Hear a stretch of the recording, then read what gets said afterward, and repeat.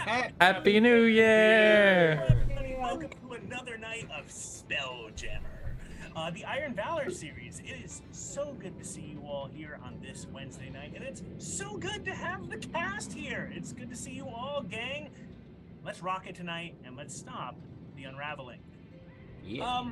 Before we dive into it, and before I take over Captain's Log for this evening, I want to first give a couple of shout-outs, which is a shout-out to 9 Realms Gaming. They make the top-notch gaming accessories the finest woods of this multiverse has to offer. Go check them out. They're a fantastic partner of ours, and you can see their stuff on 9realmsgaming.com, and you can use LIAR10 to get 10% off. Thanks, 9 Realms. It's been good to be working with you for, since the beginning almost, so thank you so much. Additionally, another one of our partners is Mithril Armory, and they make TTRPG items and t-shirts and a 1020, and those are all pretty rad, especially the t-shirts. I'm a fan of just a good t-shirt, and so go check out their stuff at mithrilarmory.com. Deanna, did you have something you wanted to say? Oh, okay. No, I don't. Nothing that you haven't heard before. Okay, cool. Rad. So, tonight, we're playing in Tailspire. We've been playing in Tailspire the entirety of our campaign so far, and a huge shout out for this virtual tabletop system. You can find it on Steam. It's a ton of fun to add the Z-Access, and I am really grateful to have been able to build a map like this, and potentially the one after this, for our party to run around Spelljammer and duke it out with former classmates, robots, and very cruel fathers. So thank you, Tailspire, for supporting us in this process, and I invite you all to go check it out. It's a fun tabletop system that gives you the ability to import your characters.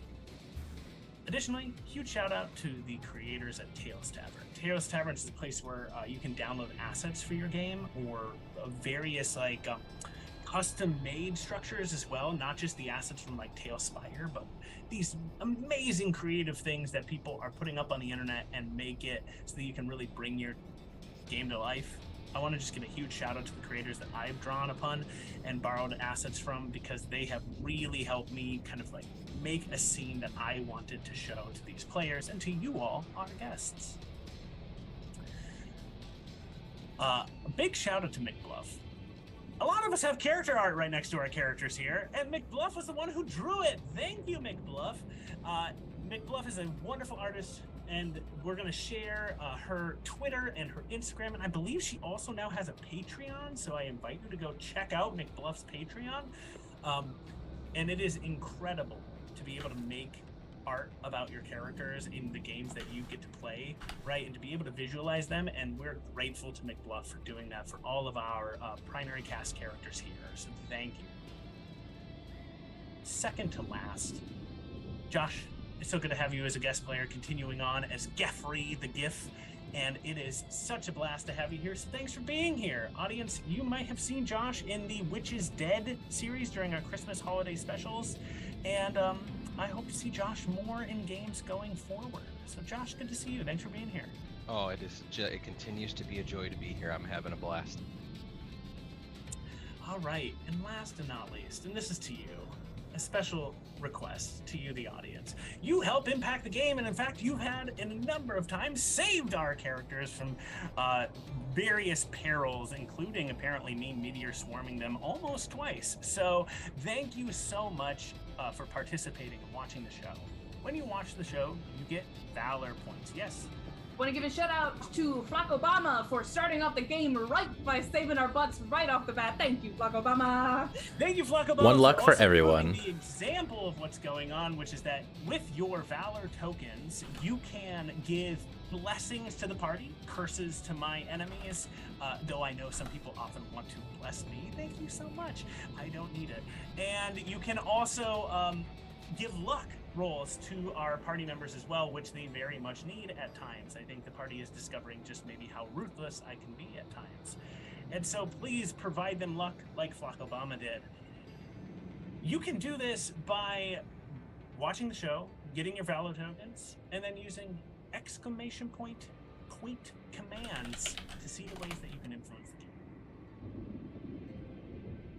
man, it feels like I rambled so much at the beginning of this, getting through the overhead. And it is so fun to have you all here, and I can't wait to get into this. So without further ado, let's shoot for the stars, roll on into the intro, and then let's start this Spelljammer game tonight. Alrighty.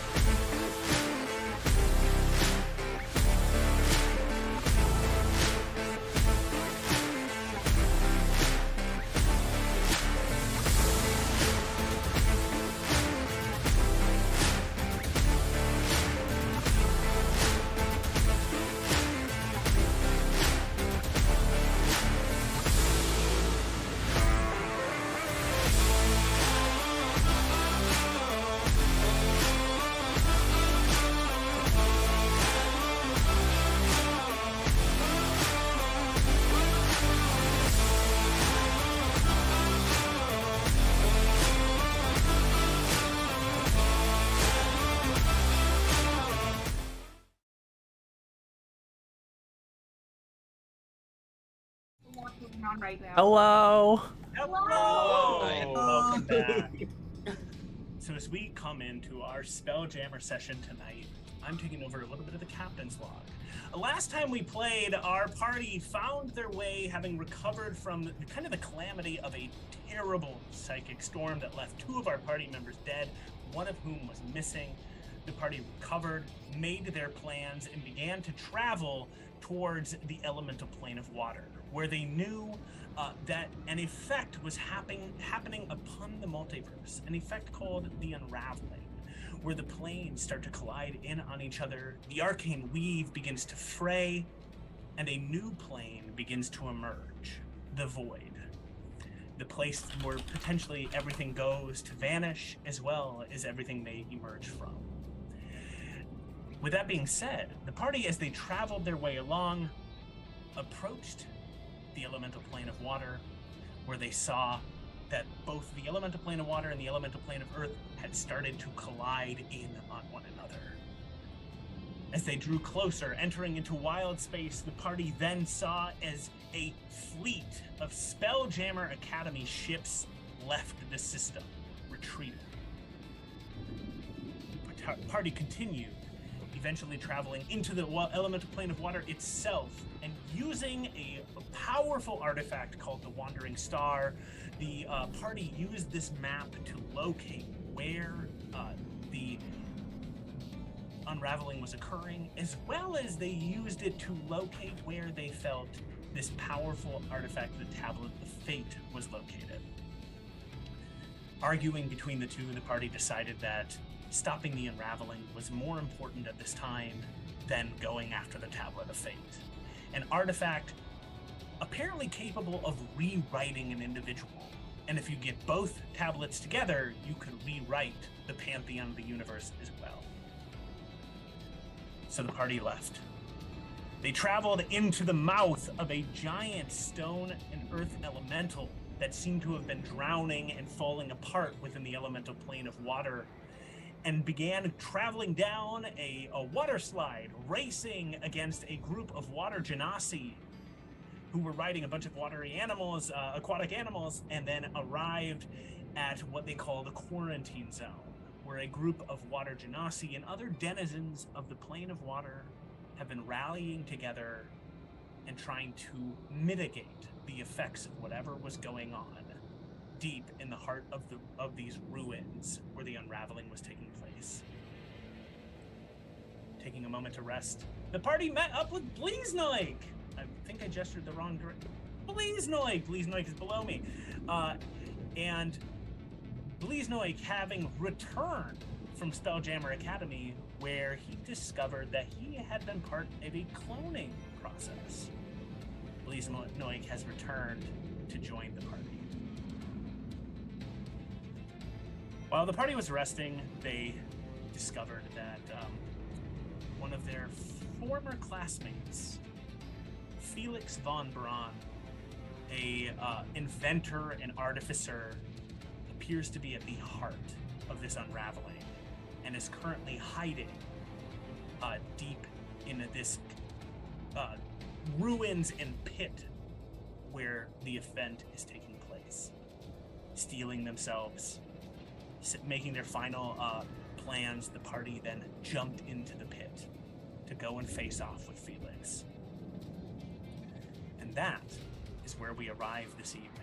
As each of you fall, landing, going through a huge elemental plane of water, sheet of water that the denizens have been creating to try to kind of mitigate these effects. You fall, alighting down and splash, landing into an alleyway of what looks to be an expansive ruins with various maze-like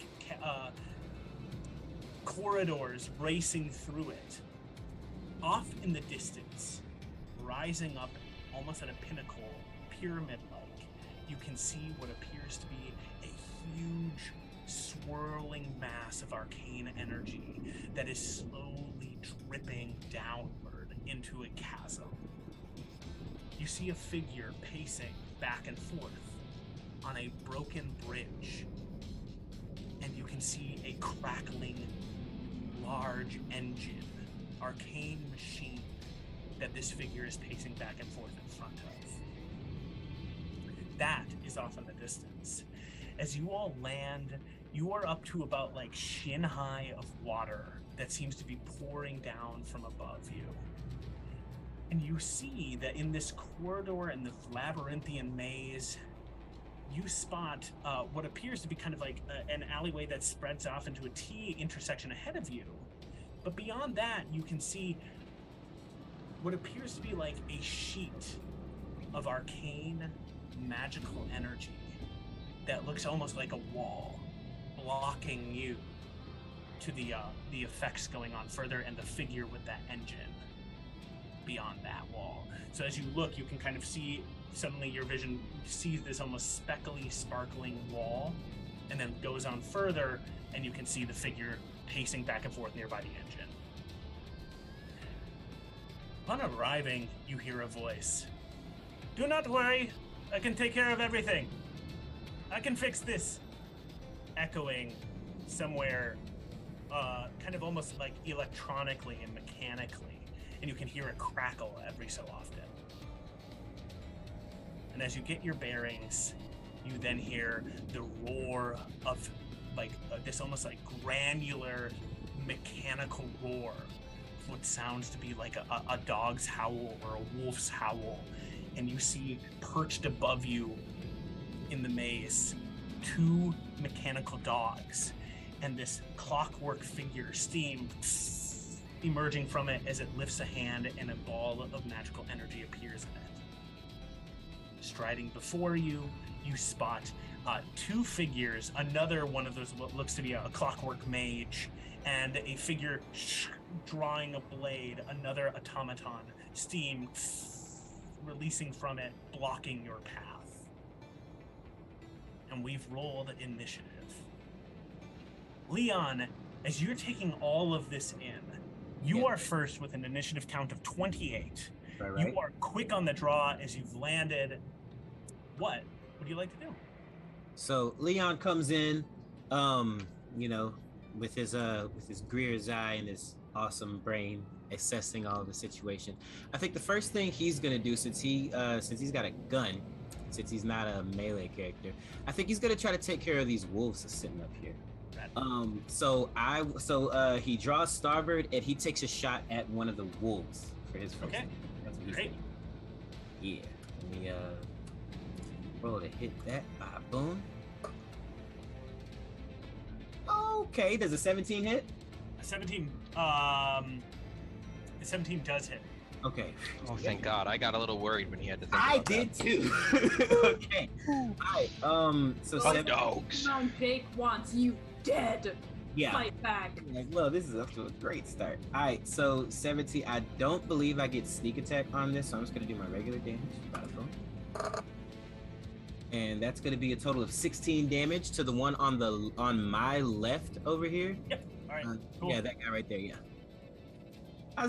How does he look after that shot? Because I got another. How much? Sorry, how much damage? 16? 15. Yeah. 16. Cool.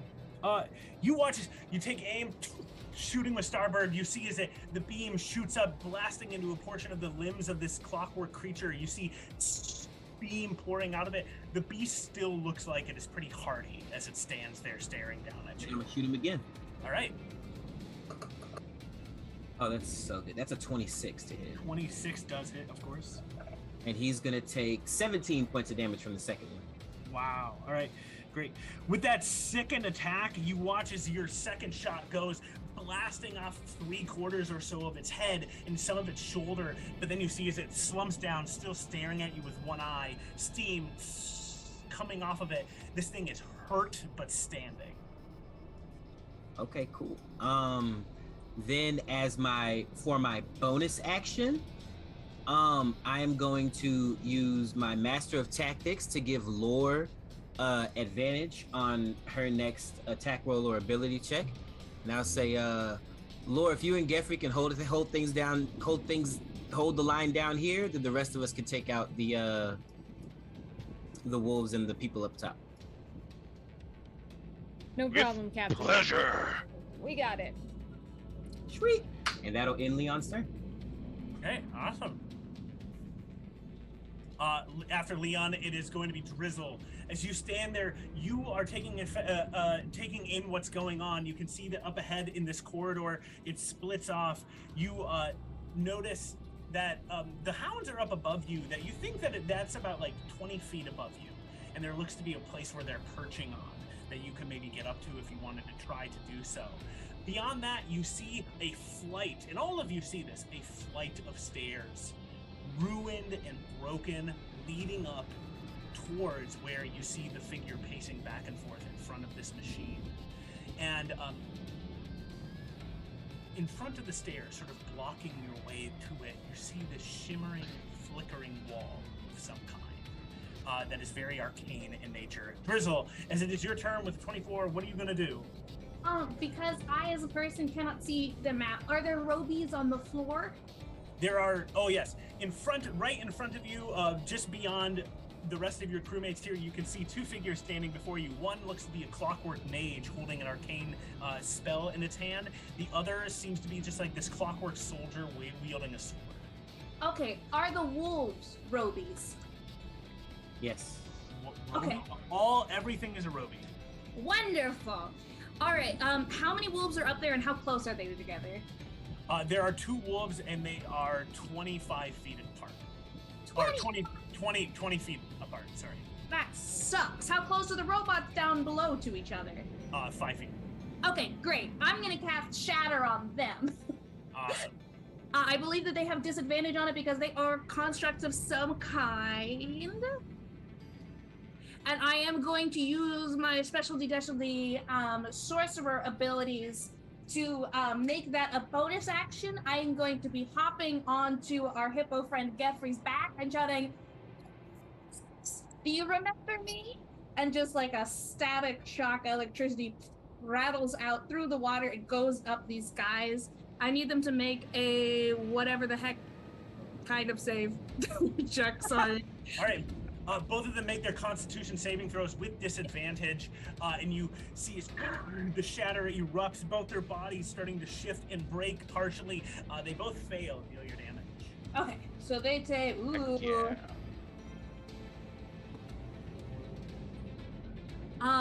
they take 15 plus.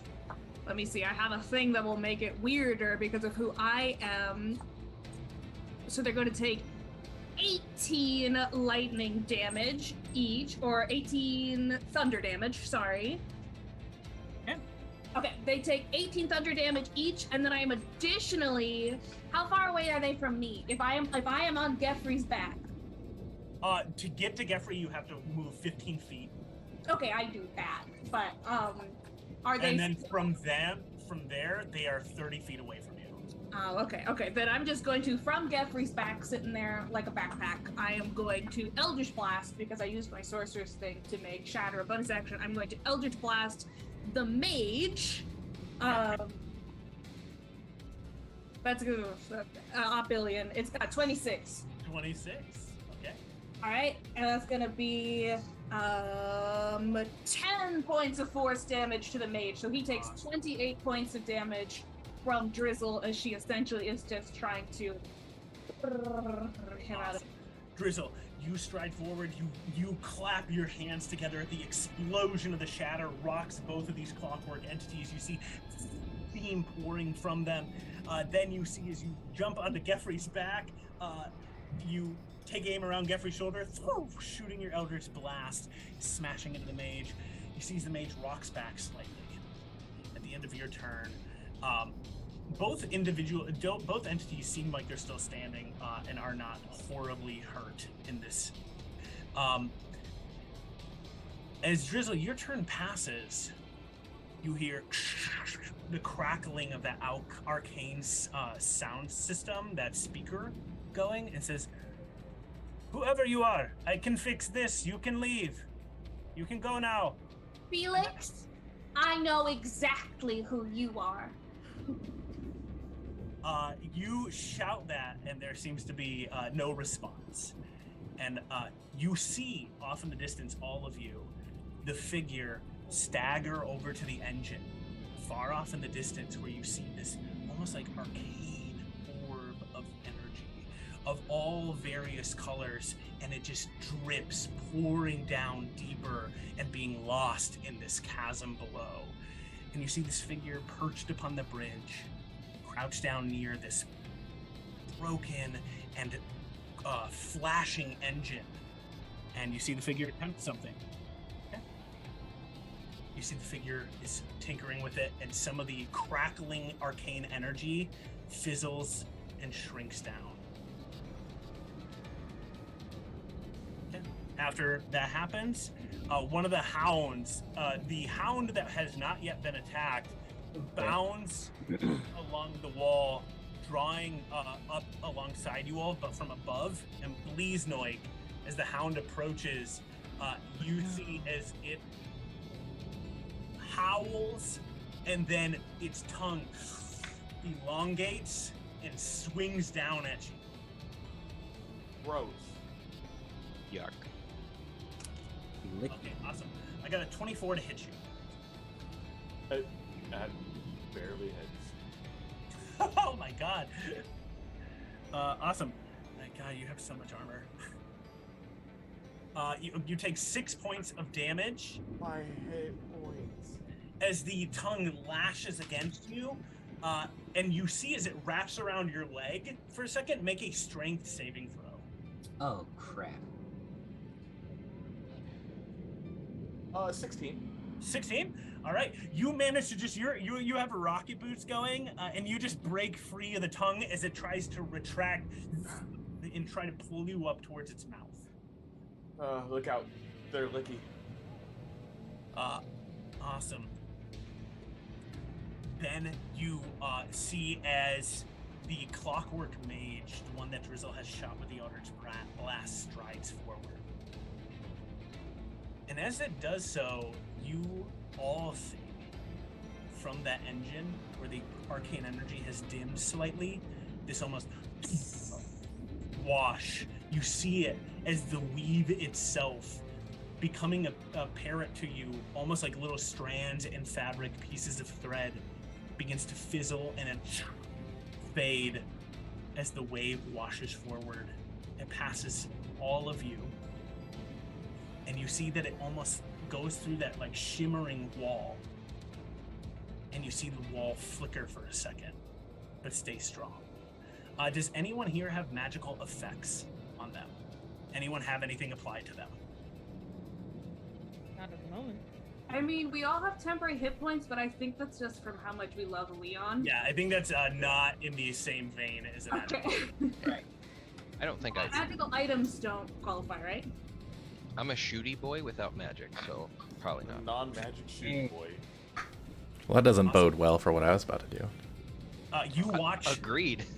You watch as the Clockwork Mage strides forward, raising its hand, an arcane spell appearing, and then as the wave passes by it, you see as the mage cuts down and falls over, unconscious. Ooh, nice. Let's double tap him and make sure he's down. Got you. Awesome. Okay, after that mage goes, it is going to then be Bleasnoik, your turn. Well, this wolf just tried to pull me by its tongue, so I'm going to return fire. And Yeah, from my hand, you'll see 2 barrels emerge from my arm as I call on Fracture and point it at this mechanical wolf and take 2 shots. Okay. Is that your shotgun? Yeah. Oh, okay. I was like, what the You're hell like, what is this? Awesome. You swing the shotgun up. You can't take expect me shots. not to name something that I've made, can you? My apologies. Yeah. Come on now.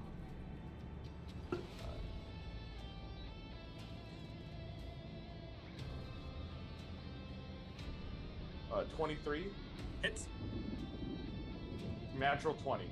and a critical hit. All right. So I'm talking about these.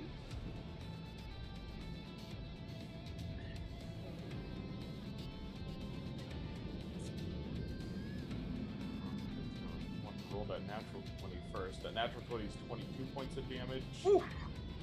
And then 11 more points of damage. Oh my god. All right. 3. Cool. You watch as you take aim with the shotgun as you see Fracture take aim up. Shoots once. You see these similar to the rays that come out of Starbird, Leon's weapon. You see as these rays hit the prism, launch upward and just blast into the hound once, and then you take aim with your second shot as the hound is sort of staggering for a second and shoot again.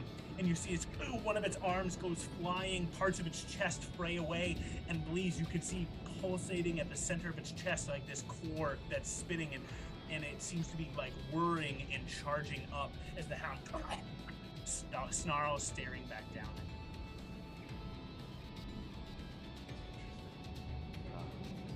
They're a little tougher than I was expecting them to be, but looks like there's something on the inside. We'll just try and aim for that. Awesome. Bleeze, after your turn, you see as the second hound, the hound that Leon had shot, races forward, bounding across, going towards alongside you all from above, and then with its tongue shoots out and is targeting you, Leon, with an attack. Does a 15 hit you? Yes. 15 does hit. Okay, cool. Awesome. You take 7 points of slashing damage, and you must make a strength saving throw. Okay.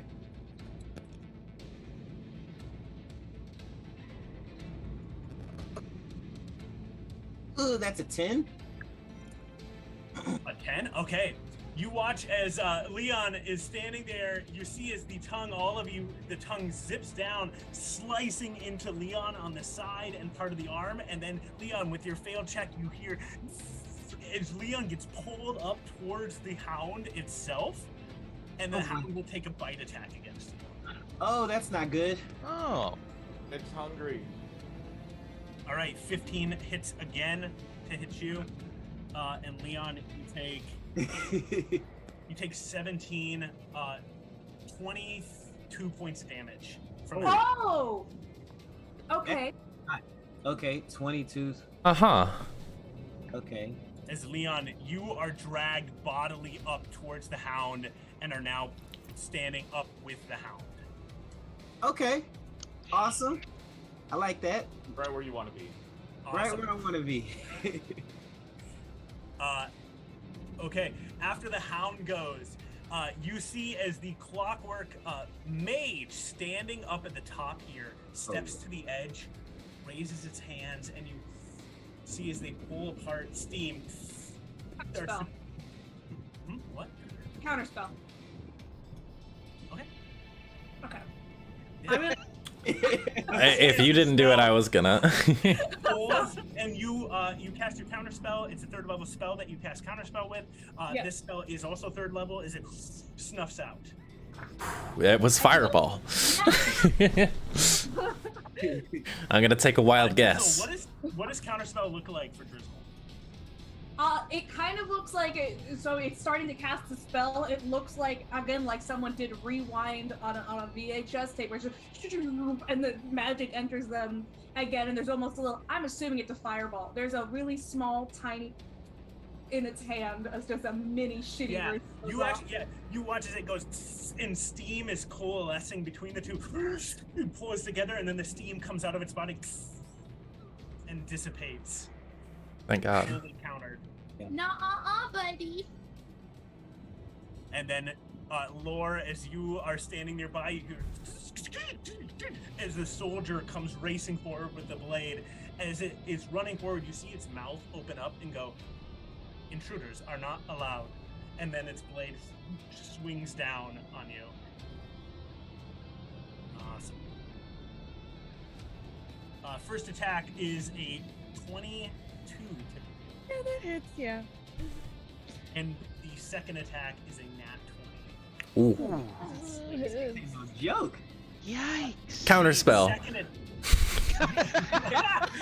I'm thinking I need to start using my silvery barbs. you see as the second attack, the critical hit, you see as the first attack swings into you, but the second attack hits Geoffrey. Oh, Oh. rude. Rude?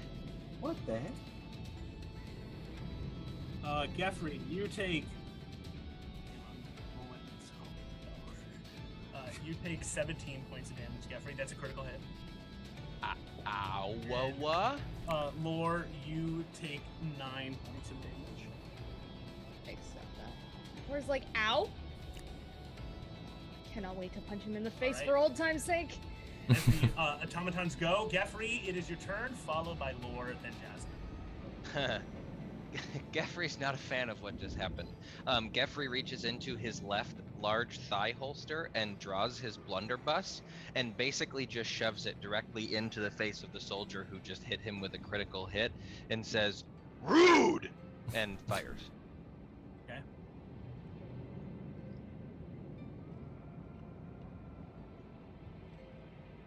Ooh, that would be a 27. 27 hits. Okay, cool. I hope so.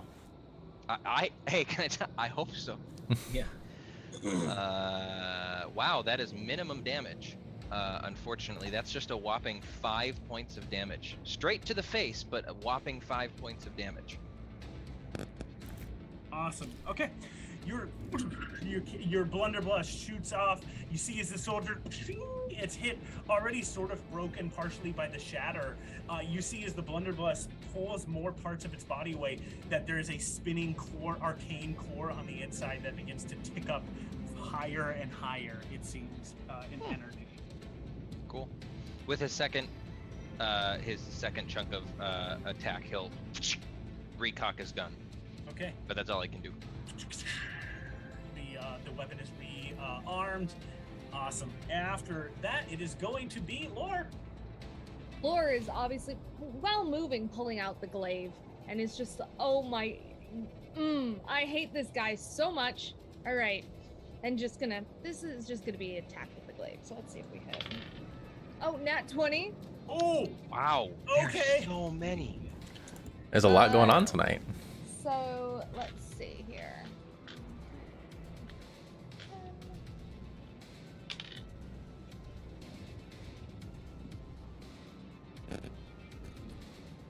18 damage. 18 damage to the soldier.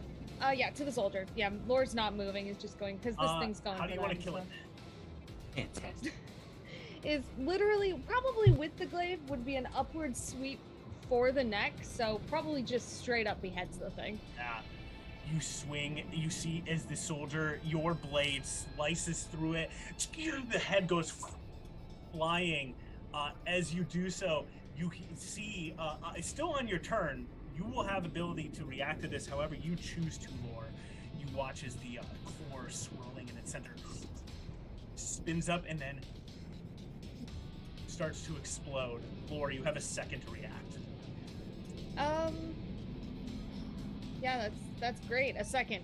I cast. This would be like No. bonus action reaction. No. I do have a second well, I have a second attack, so Yeah. I can't. Okay.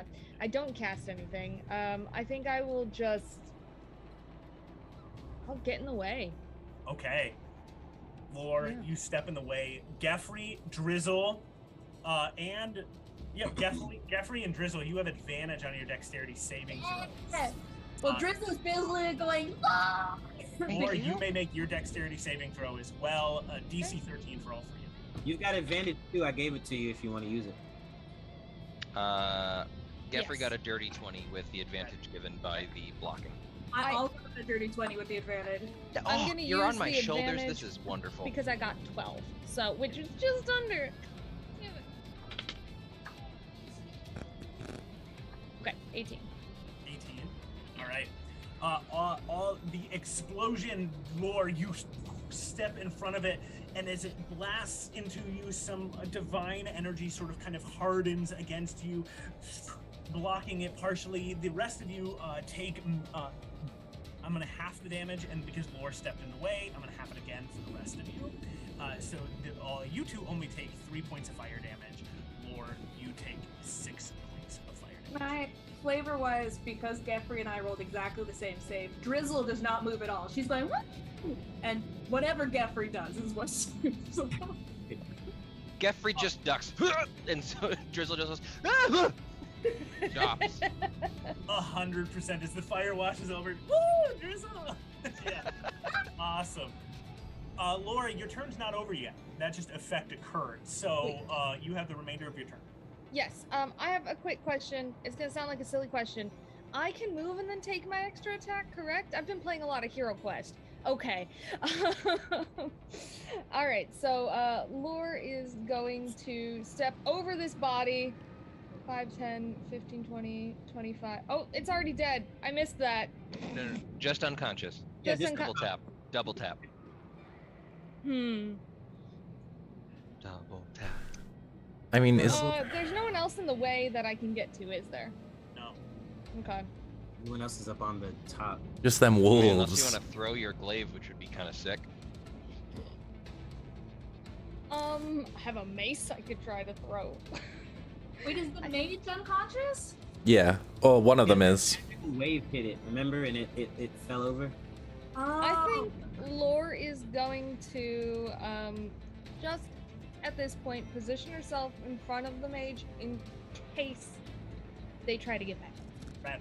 Sweet. And basically I'm holding, I don't know if I can hold half an attack, but at least flavor wise I'm just Yeah. like, Okay. don't think about it, buddy, you know? Yeah, you actually get. I'm gonna give you a little bit of information here as you draw close. The mage, the clockwork mage, you see steam is still kind of like bubbling out of it. Its body is submerged in this water, and you see that the mage looks fully deactivated. Okay. It is, for all intents and purposes, dead. And okay, great, cool.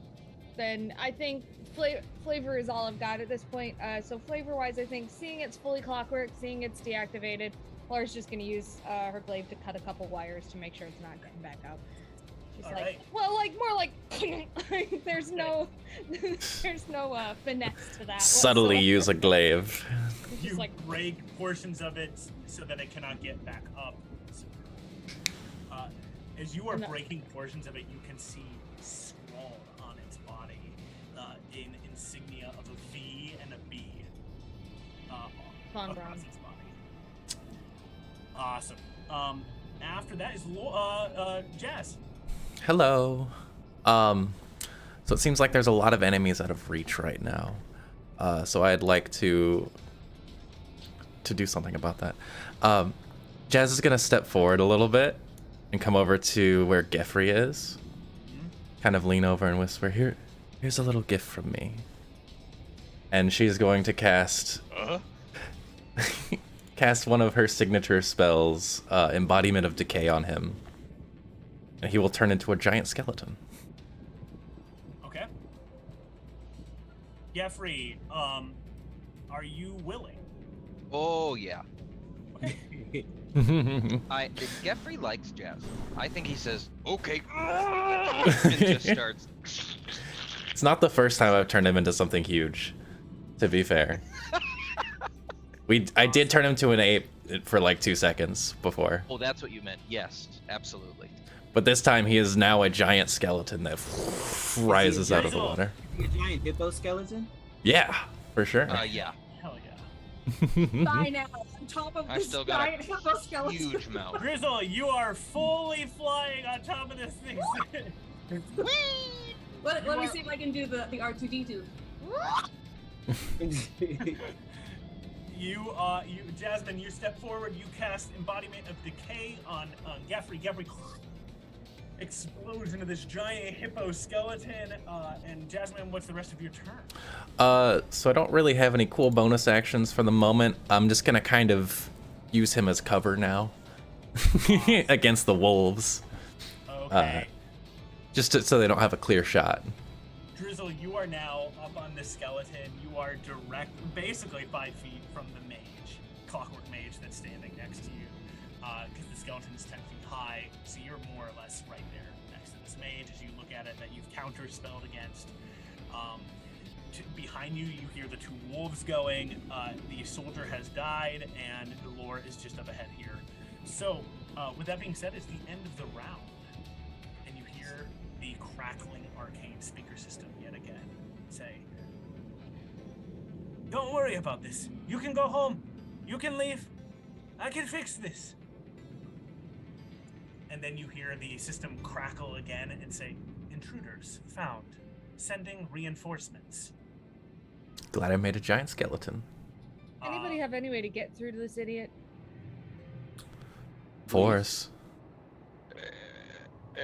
Don't think he can hear us. Oh, do you think the wall is like a sound barrier? Does he have ASMR on the other side? Listening to his lo-fi beats. Rainforest noises for psychopaths. He knows you. That's our new, we have to have some kind of Patreon tier where we do ASMR for psychopaths. Yeah. So as you are thinking about your new business ventures, Lore, as you stand there, as the round comes to a close, to the left of you, in that T intersection, Lore, there is a flash of like all arcane light coming from that direction. To your right of the T intersection, from where you're looking straight on, to your right, you can hear what sounds like splashing in water coming along. Lore, you are aware of that and can make the rest of the party known as necessary. And then Leon, it will be your turn. Awesome. And Lore will call all right, everyone, Captain, there's light coming from there, water coming from there. Geoffrey makes that Skyrim skeleton noise. What he said. I'm unfamiliar with that noise. Just imagine the dry bone sound from Mario Kart. Oh, maybe that's what it is. Awesome. Looking Okay. it up to replicate. It's gonna be a tough one to make with your mouth. Leon, your turn. Okay, I'll say the lore. All right, cool. Don't get out of sight. I gotta put a dog down real quick, and I'm gonna shoot the wolf again. After Wolf all Yeller style. the damage that he did to me. Yeah. Okay. Blackout. Oh, that is a nat 1. We got luck, didn't we? Yeah, Yeah. you do have a luck. I'm gonna Shout out use. to Flock Obama. Yeah, shout out to Flacco getting rid of that nat 1 for me. That's so much better. That's a 23 to hit. 23 does hit. First one. Bada boom. We're talking 16 points of damage. 16. As you shoot into this wolf, you see as you had already shot and portions of this wolf's head was gone. With your second shot, you shoot it, you break apart parts of its back, its head, you see as it slumps dead, and then you watch as its chest charges up and explodes. no. Dexterity saving throw. Wait, I don't get a chance to react? No. Lore Oh. had a nat 20. Fair enough. Okay, dex save. Yep. Ow. That's a 9. I failed. 9. Okay, cool. Oof. You take 5 points of fire damage. Is it? How much of a rogue are you? Not uncanny dodge yet. I get that next time. Okay. Nerd. He's part bard. Okay, Leon. I think. That was only the first part of your attack there. Yes. You can do whatever Okay, you just like. making sure. The wolf that you, the hound that you attacked is now dead, exploded next to you. Is now dead. Fantastic. Secondly, I'm not really worried about the mage, to be honest. I feel like Drizzle's probably got that, and if she does it, then the skeleton does. So Yeah, I'm gonna skeleton Geoffrey staring that mage directly in the face. I figured. So I'm gonna look across this chasm here, and I'm gonna shoot the other wolf as well. What a terrifying duo we are, Drizzle. 15. Not 15. You're the cloud to my giant hippo The skeleton. hound. Let me just double check. Hound does hit. Awesome. Thank goodness. That was a 7. God, I'm not rolling well tonight. And that's gonna be 16 points of damage to him too. Cool. All right. As you shoot into this hound, you see as it charges up and explodes, but nobody's close enough to this hound to be harmed. by it. Thanks goodness. I'm gonna pat out some of the flames on my on my coat. Your And, lapel. Huh? On your lapel. On my lapel, yes.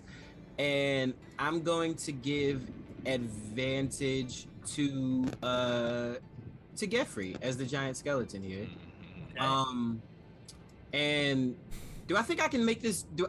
You said, are there stairs leading down from here, or do I Yes. just have to jump? You can see from where your vantage point is, now that you're actually up on top of the wall, you can see that there were these stairs leading down from this alleyway here, and they go into about like hip-high water that you all can navigate through as you go deeper into this catacombs and into this labyrinth. In the distance, as you stand here, you can see to your, if you look straight on, you can see to your right what looks to be like a broken tower. And you spot on this tower like a crackling energized machine, but a iron door that appears to be blocking it. Are you talking about this thing over here all the way to the right? The super electric thing. Yeah, I'm gonna wiggle it for a minute. You ready? Uh-huh. I'm talking about this thing. Oh, yeah. Okay, yeah, I'm looking at it. Okay. Yep. So Ooh, you that see looks that to your amazing. right. To directly in front of you, you see this what looks to be almost like flickering crystalline wall of some kind of arcane energy, and beyond that, the stairs leading up to the figure Felix walking near the engine, the machine. From this vantage point, you can see that there is a turret, and that is looking around nearby that stairway. Awesome. Okay. It's got a big ass gun protecting that wall. Do I see any enemies? You do not spot any current or any new enemies.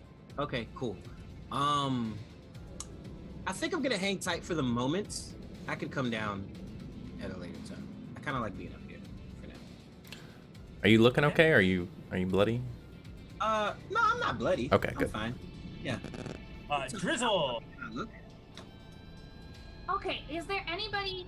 So now that I'm a little bit taller, there are still folks on the higher level, right? Yep. You got that one Okay, mage staring you Lore- down. Lore is down below, right? Yep. Yeah, Lore's at the T intersection. I would like to use lightning lure to try to pull the mage off so that he falls off the wall, drops several feet. The giant hippo skeleton gets an attack of opportunity, and it's right next to Lore at the bottom. Is that possible with where I am? The whole like attack of opportunity thing is not that possible, but more the lightning lure bit is definitely. But would it still be accessible for him to attack from where he is on his turn then? Oh yeah, 100%. Okay, great. Yeah, he's Then got a I'm big reach. I'm gonna lightning lure. He needs to make a strength saving throw, the mage. Let's see.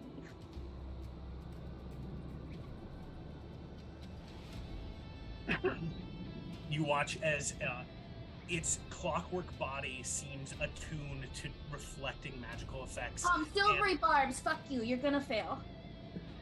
All right, it fails horribly. My nat 20 turned into a 3. Okay. Heck yeah, that's my cloud. If you believe it, he is fucked. If I he's fucked. As you cast, if you believe it, it is true. As you hear those words, you can hear how they crackle and break slightly. And he takes a D8 of lightning damage, which is 8 lightning damage plus 3, so that's going to be 11 points of lightning damage. As I pull him close to me and drop him down in front of the face of, I assume, enormous open jaws of a skeleton hippopotamus, and directly in front of Lore. Awesome. The mage falls, landing, hitting into the water. You see as the water, as it lands, you see the steam coming out of it, and it seems almost like it starts to writhe, as if being this deep in the water is hurting it of some way, as the steam is bubbling out of itself. It is laying there very much prone and invulnerable, in a vulnerable position. Amazing. Good job. Good job, Driz. And I Thanks, think Drizzle. that's all I can do. I stand on top of the hippo, and as you say thanks, I go, ooh, and that's the end of my turn. Awesome. Drizzle, as your turn ends, please go away. I can fix this. Plays again on the speakers, and you see the figure again trying to manipulate the engine. Does it sound like he's repeating himself, or does the 100%. sound exactly the same? Does it sound like it's a pre-recorded piece of audio? Yep. Oh, he's dead, isn't he? No, he's up there. You see a figure up there at the engine. Cool. That's He's also not dead yet. pre-recorded. It's actually a screen, not a wall. No, he rigged it up like Home Alone. He's just got a cardboard cutout on one of those. Yeah. Yeah. The He's hologram. pulling strings, making it dance. You watch as this figure steps forward and starts to manipulate the engine, and you see this like scattering of arcane energy that pools up and then goes into that orb that is just draining downward. And you see as the figure sort of like rocks backwards a little bit from it in the process. And then you watch another wave, the weave, flickering bits of strands of the fibers fraying away as the weave starts to ripple towards you. You see as it passes that like almost glistening crystalline wall. You see as it passes by all of you. Yes, Drizzle? I forgot to give Silver Barbs lets me give advantage to somebody. Yeah. I'm trying. I wanted to do this before you say if we have to do anything, because I don't know who's going to have to make a check or a save to keep a magic effect up. I'm going to say it's probably Jasmine and give advantage to Jasmine. Appreciate it. Awesome. You watch as the wave watches, and then you see as off in the distance by this energy, all of that arcane magic snuffs out. It goes entirely black over there, and you can see nothing. Concerning. Cool. But not on our. It's fine. It's fine. After that, after the initiative check of 20, it is Bleeznoik. It's your turn. Get it? What is there even to do? This guy is just steaming in the water? Yep. Still And there's alive. some company coming in. Mm-hmm. Still alive, though? Because I'm pretty sure you could just step on him and make him not alive. What? True. He's right at your feet. He's got so much advantage right now, it's not even funny. You could get to the corner, you could poke around and see if you could pop shot somebody. Yeah. You know what? That's I'm a fair. fire in my Worst case laser. scenario, I get hit by something. Let me, yeah. Welcome, Can I make it up Raiders. to that T-junction? What? Can What I up, make it to Raiders? that He's moving up to the T What up, junction. Raiders? You can make your way up to the junction if you wanted to. Yeah, and which way, where what sounds, Lore? As you get up to the junction, Lore had pointed out that to your right. Sorry, CJ. To your right, you can see hear the sounds of something coming through the water. To your left, you can see these flashes of arcane light coming down the hallway. As you get to the junction, next to nearby Lore, you can spot a little bit more than Lore at this moment. That to your right, where you hear the sounds of something moving through the water, you can see that the pathway continues along and then leads up some stairs towards this iron door, and then also loops around a corner. So kind of like goes straight up to some stairs and then also branches and goes around a corner. To your left, where the arcane flashes are, you see a huge pile of debris is there. You looks as somebody who, if you were really strong, you might be able to like push it down or move it or shift it out of the way, or you can try to clamber over it of some kind. What's making the water splashing sound? You don't know yet. Can I look? Yeah, you're looking. You can hear it. You just can't see what's coming. So it's around that other Yeah. corner that branches off. So you use your move action to get all the way up here from where you were. You also would have had to use a dash action. That's fine. But now I got eyes on it. Yep. As you float above, you can see that the water here gets pretty deep at this point. You think that also kind of getting down these steps and going into the next part, folks might have like movement speed halved. Difficult terrain. Is it's difficult terrain? Yep. All right. After Bleeze is gonna go, it is going to be the mage's turn. Is it? Its steam is bursting out of it. It gets up, stepping up out of the water, takes its hands and clamps them together. Steam starting to wash across itself. Anything gonna happen? I don't have a reaction. Does Jasmine have a reaction? I do. Counterspell. Okay. You watch as you snap your fingers. What does counterspell look like for Jasmine? So she flips her book open and she drags her fingers across the page and a green mist shoots out and envelops this guy, and it kind of just eats the magic energy that was building up on him. It peels the magic energy away as the steam fizzles and whatever spell it was casting fades and vanishes. Jasmine. No. Awesome. After the mage just tried to do it did partially its move, it did its action. It is going to use the rest of its action to just sort of like turn and face the skeleton, turning its back to Lore, and you see its mouth open up and say, "No intruders allowed." Mm-hmm. And it is then going to be Geoffrey's turn. Yeah. So I know that me as this cool skeleton has like a really fun scimitar that seems fun, but I also don't want this thing to be near us if and when it explodes. So I think skeleton Geoffrey is going to just literally reach down and grab this thing by its head and whip it backwards to the right to try to throw it back like to where we started. I don't know how to ping a spot in Tailspire, but throw it like back into my right over like to the little platform. Yeah. That would require an opposed strength check to do this.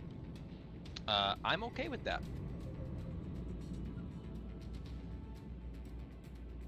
All right, I am going to. I guess I'll just roll this because I need to use these stats.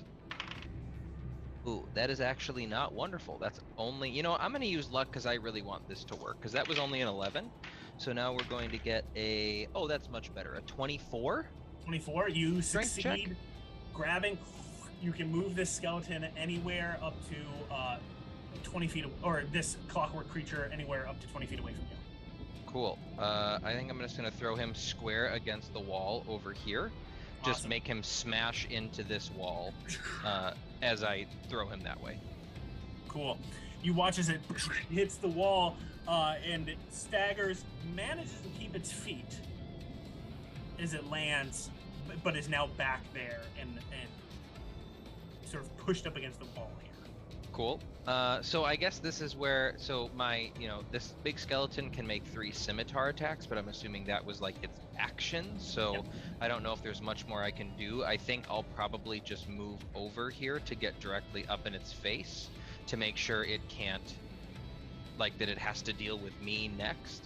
Awesome. But assuming I can't do anything else, I'll just stand here in front of it looking very menacing. Cool. All right. The clockwork creature is just looking up at you. Its mouth opens. No intruders allowed. Geoffrey went. Lore, it's your turn. Yeah, Lore's not gonna get all the way back there, I don't think. Just, well, how's it looking? Like, can I see how... The creature looks pretty hardy still. Fair enough. I guess Lore will come help take care of it. Lore... Lore, As hold on. you I need to stand there, even looking back there, Lore, you don't think you could do it in one move. No. I was like, hold on, let me just zoom in The skeleton here. is taking up so much of the space that Lore can't really get through the skeleton to get in a good fighting position. And it's just behind the skeleton at this moment. Yeah. Lore, as you see, it would just take your whole turn to probably get there. Yeah. Yeah. Nope, that's not gonna happen. When I zoomed in, I saw how many squares that was. Okay. Lore is going to come up to this T-junction. Again, as you get to the T-junction, you can hear splashing to your right around this this turn in the walls here. You can see that beyond that right side there, you see stairway leading up to like an iron door, and you can see what looks to be like some sort of digital pad, arcane pad against the wall, like a keypad of some kind. Mm-hmm. To your left, you see the rubble that could be shifted if you really tried hard to try to move it, or you can scramble above it. As you come down here, it is slow. It's hard as you're like noticing you're getting deeper and deeper, that it becomes difficult terrain. Okay. Lore's gonna kind of look to Bleeze while what she's doing while she's talking is strapping the glaive up on her back, pulling out a mace and a shield instead. And it's just, which way do you think we should go? You're the tech expert here. So, I don't know about everybody wanting to climb over that, but at least we know it's something to stop things coming from that direction a little bit better. Hopefully. Well, that's true. That means we can put it at our back and feel a little better about that. At least see we if hear can. something climbing over that. All right. Well, I'm gonna hold up and let's see. I would have taken 5, 10, about 15 to get to the 10 or 15 to get to the stairs. Laura's just gonna put herself here with mace and shield facing, back to the rubble wall. And I'm gonna hold an action. I will attack if something. My held action will be to attack if something gets to us that looks like it's attacking us, Bad. because Yeah. Captain told me not to go out of sight. Right. Real quick, Geoffrey, I gave you advantage with my. I was literally waiting to give a good time to say that. I didn't have to use my luck. I was given advantage by Captain Leon. You So keep your luck then. cool. Okay. All right, just We Look, were. we I stand think there we right were when on the Laura- same wavelength. Mhm. Like, read each other's minds. All right, good. I was like, wait, I didn't need to use that, right? Yeah, that's right. We both got shields out right now. Awesome. Laura, as you stand there preparing yourself, Jasmine, it is your turn. Yeah, so Jazz kind of looks back and sees that the clockwork soldier is kind of being taken care of. And she will go ahead and move up to the T-junction with everybody else. Yeah, that would be both your move and your dash to get there. Oh, all of it? From where you were? No, that would just be move. Okay, cool. She just wants an angle to see down there, and she's gonna hold an action to cast a cantrip when something comes around. Cool. You said the mage was still looking hardy, right? Yeah. Yeah, but it's got a giant skeleton overbearing it, Okay. and there's reinforcements en route. this. She just treats it with like the cool guys don't look at explosion kind of deal. Like the giant skeletons back there like whooping on it. And she's like, anyways. As you both ready yourselves, please, as you stand there as well, you hear the as we come to the bottom of the round. Rounding the corner, you see what looks to be 4 small-looking constructs. You see that they have a singular eye. You see that they have kind of like just like this motley body with a kind of almost a hunched shoulder and little sharp claws as they come rounding the corner, all 4 of them. And they seem to be moving through the water kind of slowly as well. The steam erupting off of them as they draw closer. They haven't fully gotten up in closed gap with you yet before you can cast your cantrip, Jasmine. Cool. Yeah, I'm gonna cast Acid Splash at these guys. Awesome. Acid Splash targets, I believe, 1. It actually, if they're within 5 feet of each other, I can target 2. Cool. You can target 2 then. Cool. They both need to make me Dex saving throws. Okay. I'll make 2 Dex Are saving. they on the map? No, I haven't put them on here. Yeah. Okay, all right. All right, Yeah, they're right man, there. you Don't and you I are see on the them? same page because I was also feels about to bad ask when that we- question. Yeah. Okay, awesome. So as they round the corner, you can cast Acid Splash on 2 of them. Mhm. They both made their checks. They fail their checks. Excellent. It is a 17 to beat, so they will both be taking 2d6 acid damage then, and I'll just roll that in Tailspire for dramatic effect. I totally forgot something for a second. Okay. It will take 8 acid damage. Awesome. You see is actually, I forgot that they have magic resistance, and so I just did the check again for them. One of them will take 8, the other one will take 4. Cool. And I'll just do the little. Can I attack? One of them uses Pow. the remainder of its turn, and as they're racing around the corner, one of them has used its entire turn to get up towards you, Lore, and you can use your ready action for play. Yeah, absolutely. Just gonna Eat its go ass. for it with the mace. Okay. Run it down, big style. And let me go back Big to my style. character sheet. Lord, I think I hecked up. Go back. Let it be a Thank you. taste for what's about to happen to the mage over here with the big skeleton. Alright, so that is, ooh. That's 25. 25 hits. Okay.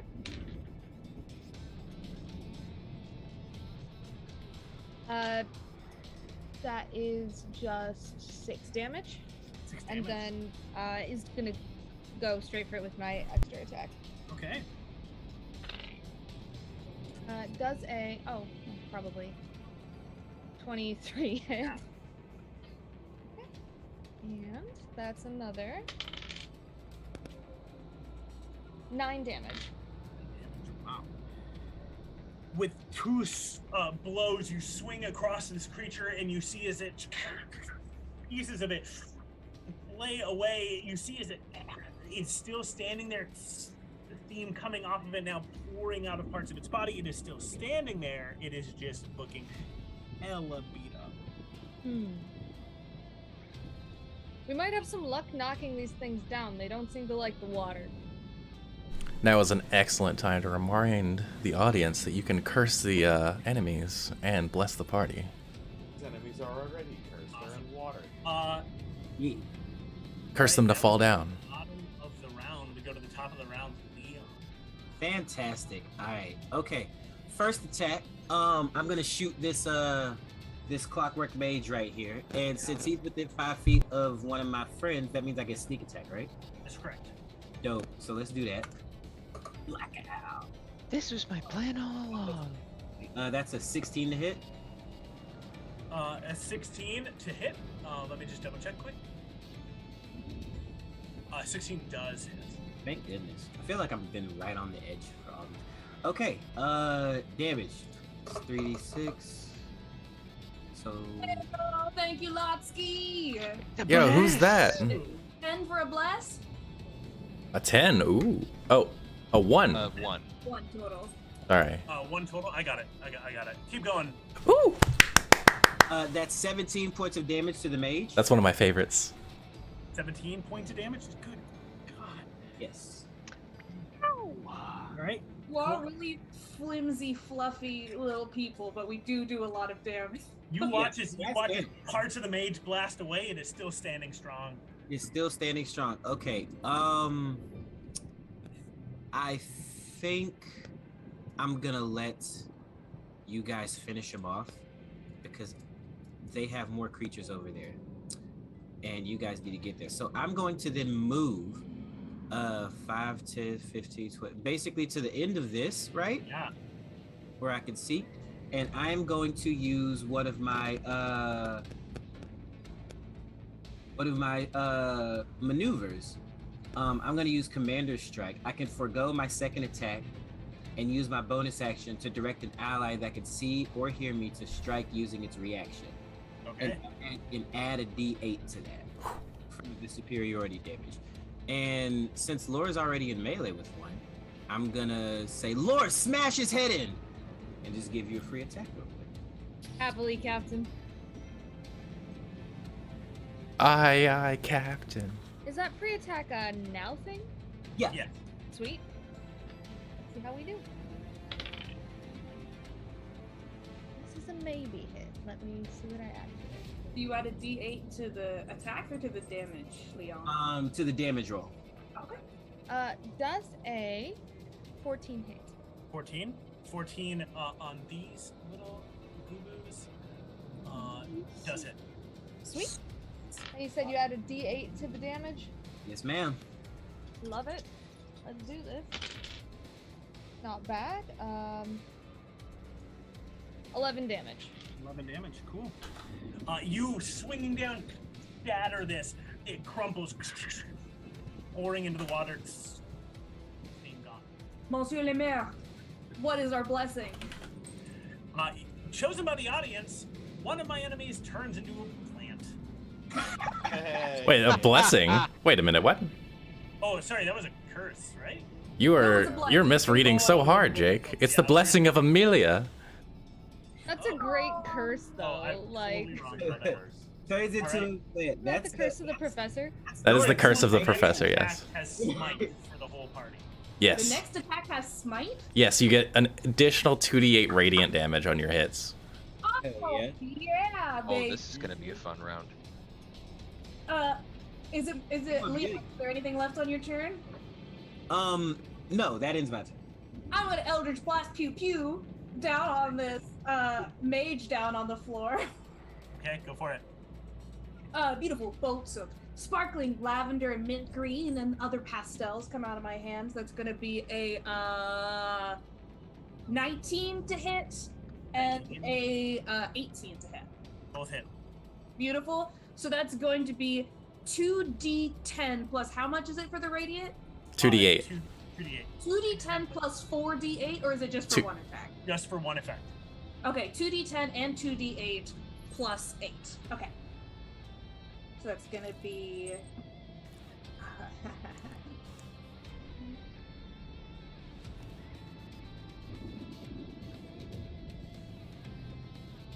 28 points of damage.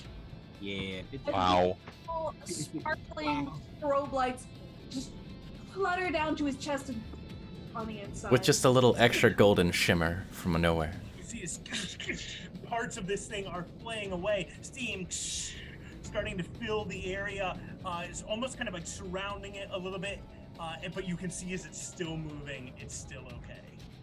This, I feel like I am a predator that has a cool, just like shoulder cannon right now. Yeah. That's accurate. Jeffrey's all about it. And I think there's not a lot of bonus actions I can do, so I am going to leave it at that. At the end of Drizzle's turn, you hear the arcane static of the speaker. I can fix this. Please go away. Can we please turn that off? And in the distance, the umbral darkness by which you saw the figure Felix vanish near the engine fades and it becomes visible again, you can see the figure raise up one of its arms, and you see no hand there. You see suddenly the figure slams something, and a spark of arcane energy appears. And then the figure turns to start trying to work on the engine again. Yeah. That was in that one. Okay. Not good. You watch as the gravitational wave blasts out, washing forward. You see as it hits the sparkling wall, whatever that arcane energy field is, and you see that the wall itself cracks begin to form across it, and then it washes past. As it reaches each of you, you see as the arcane energy of the machine itself is sparking and leaking up and into that like orb of magic. And as that wave reaches each of you, you all hear yet again that same horrible scream in your mind of pain, and all of you need to make for me a wisdom saving throw. Oh, that's not great. Let's get it. Especially as a Wait. special 19, baby. skeleton Mine boy. is 2. This is No, wrong. mine's 1. It's 2. Do I keep my mental stats when I get changed into a No. giant skeleton? Oh, that's a problem. Okay. I'm gonna use my luck. You don't need to use your luck. I gave you advantage. You're on whatever- right. Oh, thank That's a God. 21.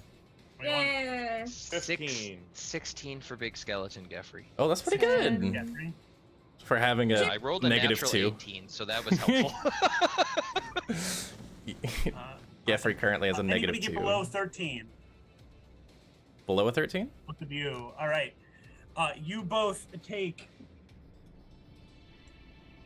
10 points of psychic damage Good lord. as the scream washes through you, and both of you roll percentile die for me. Oh no. Ooh, that's If you really- roll below 50, you are deafened. If you roll above 50, you are blinded. Oh, good. What if you Thank roll 50?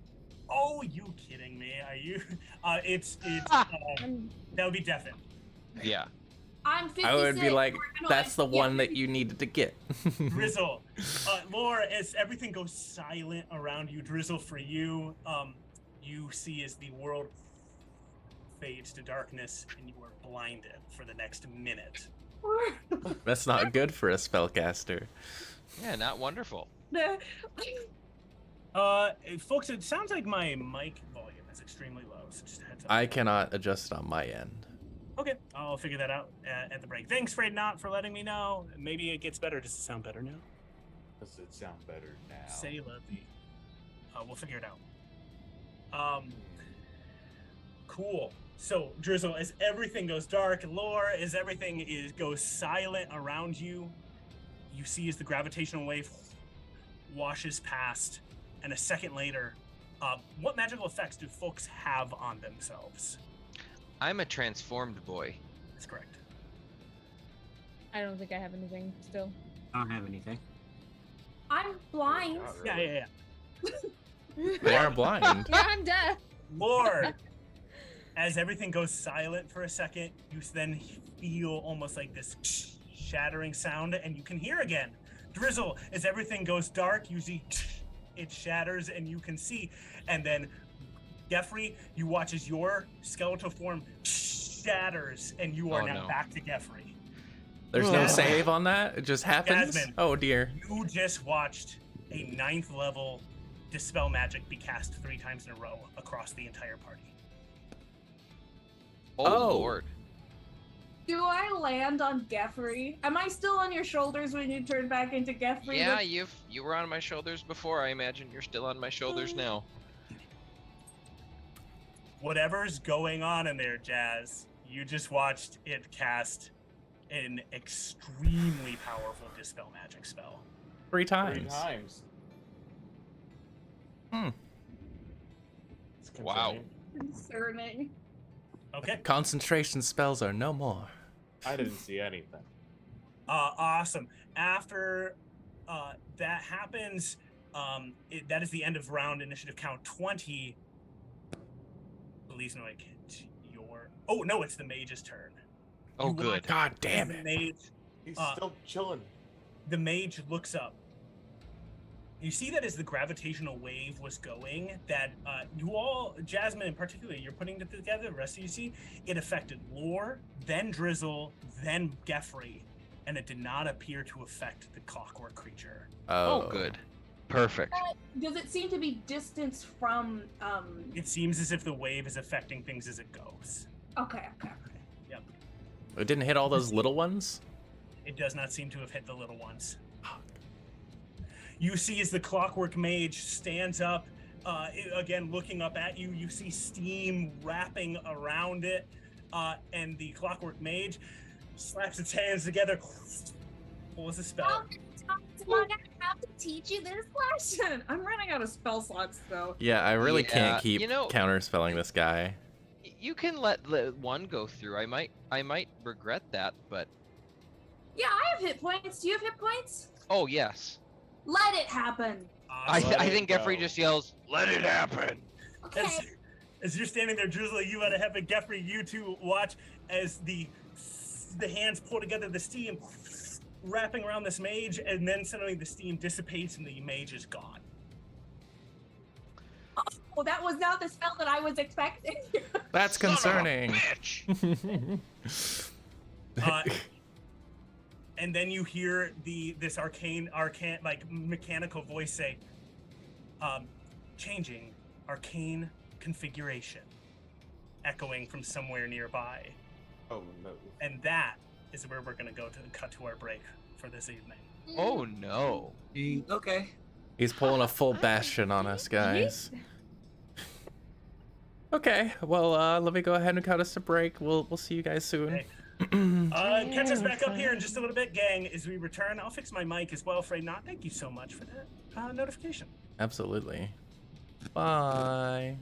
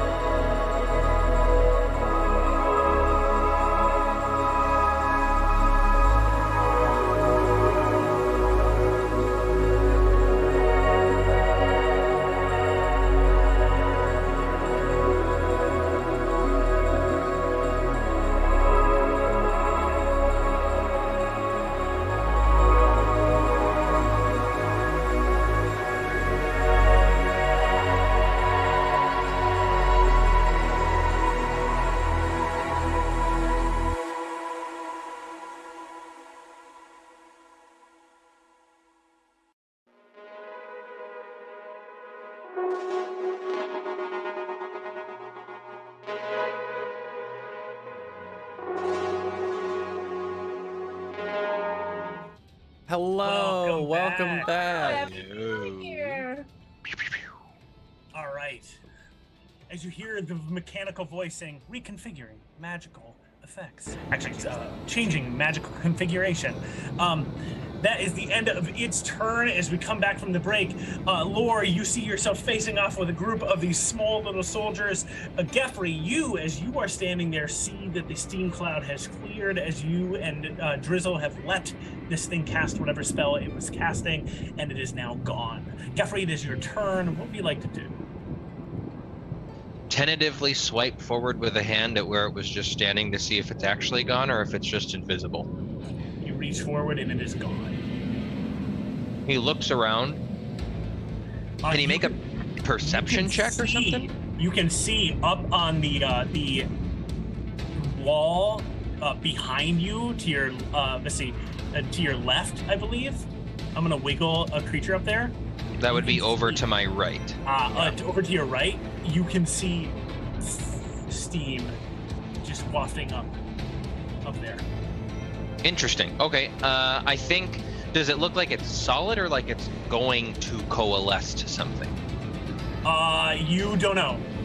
Cool. I don't think. I think Geffrey is going to use his movement. I think. Right. Oh, I think I'm moving. I got you. Thank you. 5, 10, 15, 20, 25, 30. I think he's going to move over here, but then as he's moving, he still has his blunderbuss in his left hand, but is going to draw his chest pistol that he's always kind of just, hanging on to, fingering as he's talking.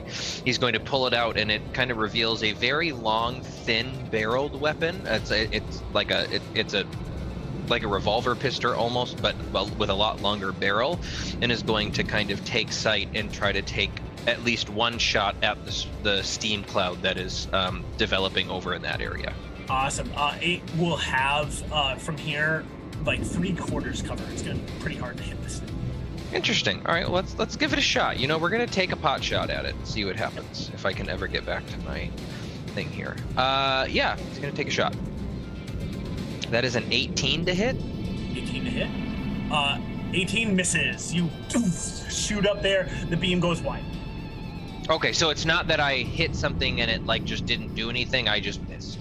You miss. You see that the beam more hits like parts of the rubble and surrounding wall and ruin, as if the cover has really protected this thing. Sure. Okay. I think, but from where I am now, do I have any shot on? I don't think I have any shot on any of the other creatures around the corner here. I don't think I have any visibility there. So I think he's just going to use his second action to fire again the same weapon, trying to take a shot at this thing again. Go for it. That is better. 22. 22 does hit. Whew. Okay, so I fire. So he shoots into the steam cloud. Does it seem to make contact or something, or does you hear this sort of like, and you can deal damage? Oh heck yeah! This is gonna be so. When we made this weapon, it said it was necrotic. It's force damage. I figure Geffrey is just very loud, broad. He's gonna hit things. So that is going to be 12 points of force damage that gets shot into this thing. All right, awesome. You shoot up, you hear this shatter breaking sound as your beam does strike true on the second shot. You can't see what's up there still, but you know that you've successfully hit something. Cool. Yeah, and I think he's going to keep eyes on that thing. Awesome.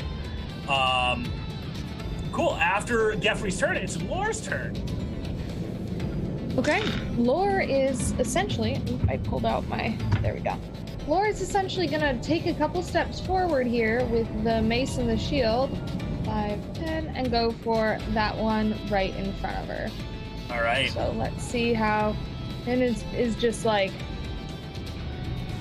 we've got to figure out where the hell Felix is because I'm sick of killing these things. I'm going to miss my first attack. Okay. Almost guaranteed. It's a 9. So. Second attack. Better. 16, does that hit? Okay. Yep.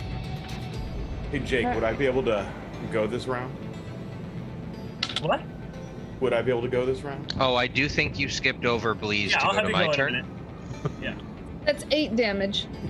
8 damage. Awesome. And you that's it. slice into it. I'm gonna not retcon, but just like kind of do it at the same time as you do 8 damage. Please, it's your turn as well. What would As you like? Laura runs into that group, that one that she's running right for, I'm going to take a shot at. Rad. Yeah. All right, go for it. Ooh, natural 1. Okay, you will have to step around the corner here to take the shot. As you step around the corner, you take a shot with a natural 1. You do have a luck. I think Flockobama gave everybody, or Flockobama gave everybody a luck. So I'm gonna hold on to it and take a second shot. cool. All right. Geoffrey, I don't think you'd hit anything yet. You get to do smite damage with your shot. Oh yes. All right. Oh my gosh, I totally forgot. An additional 2d8. Yep. Yeah. So Cool. take your second shot, please. While Geoffrey's 26. 26 shoots with as the beam shoot out from your shotgun from Fracture. Mm-hmm. An Awesome. additional 15 points of damage from Geoffrey to whatever was Thank you. happening up on that. That's really Stuff. good. That was an 8 and a 7. We'll take it. I also rolled an 8 and a 7. For a total of 19 damage to that Amelia's first smites guy. are coming in. That wasn't Yowzers. the smite. That was just the gun. Oh, well, you get the smite on top Wow. of that too. Also, are those two I behind forgot within the 5 smite feet? as well. One of them is. There's Both so of many them are smites within 5 happening feet. all at once. Do they need to make that dexterity check? So the Fracture can target one additional creature. It is not multiple within 5 feet. The one behind him. Direct Awesome. line from Laura. All right. Dexterity saving throw was successful. All right. It doesn't take damage.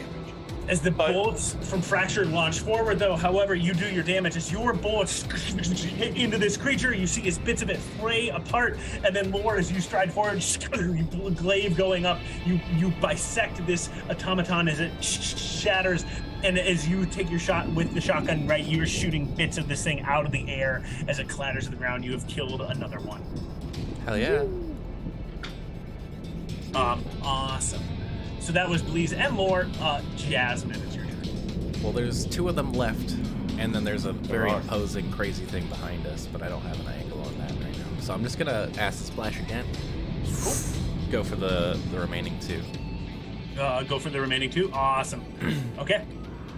Make dexterity saving throws. They have advantage because they are. Okay, they both passed the check. 17? Damn. Okay. Wait, they both got 18s on the die. Bitch. Okay. I think they just don't take damage then. Awesome. Your acid sprays. However, it just misses both of these automatons as they stand there. The automatons now, as we come to the end of the turn, are gonna go. Jasmine, did you want to move or do a bonus action of any kind? No, I don't really have any bonus actions still. Awesome. In order to cast this spell, you would have had to shuffle out a little bit and be in that deep. Sure. Yeah. I feel like that's a bad thing to agree to, but okay. Okay. At the end of the turn, you see Lore, the automaton that you're duking it out with, starts its turn, and you see as it reaches down towards the dead bodies of the one you and Bliznoid just destroyed, and you see as it reaching into the water, steam coming off of it, and pulls up pieces and starts to attach them to itself. You then watch as it holds up its hands, and then the second one jumps forward, flipping, grabs hold of the hands, and they start to connect together and grow much larger in size, and now have 6 sets of arms, or like 3 sets of arms. What in the Transformers? That's what I'm talking about. At least it's about to get interesting. Oh, Come at not me, that, bro. not that big. Oh my lord! As it grows in size, you see it stands hulking above you, and it is going to make an attack against you. It used its turn to transform into this form, and so now you see that it is going to make a singular attack against you. That is so bad. What's your AC?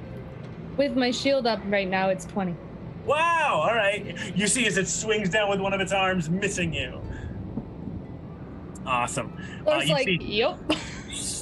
beam coming off of this thing as it does so. Is it standing there before you? Superb. That is the end of the round. At the top of the round, Leon. Awesome. As you're standing there, you hear steam from behind you. And as you take a moment just to glance, you can see that Clockwork Mage is now coalescing into the steam behind you. Oh, that's not good. Clockwork Mage. Before, you watched when it clapped its hands, and this little orb of like steam would appear. As it pulls its hands apart, the steam finishing from coalescing, you can see as it looks up that little balls of flame are in its eyes, and as its hands part, you see static electricity forming between them. Yeah, shoot him. Okay. Damn it. Okay.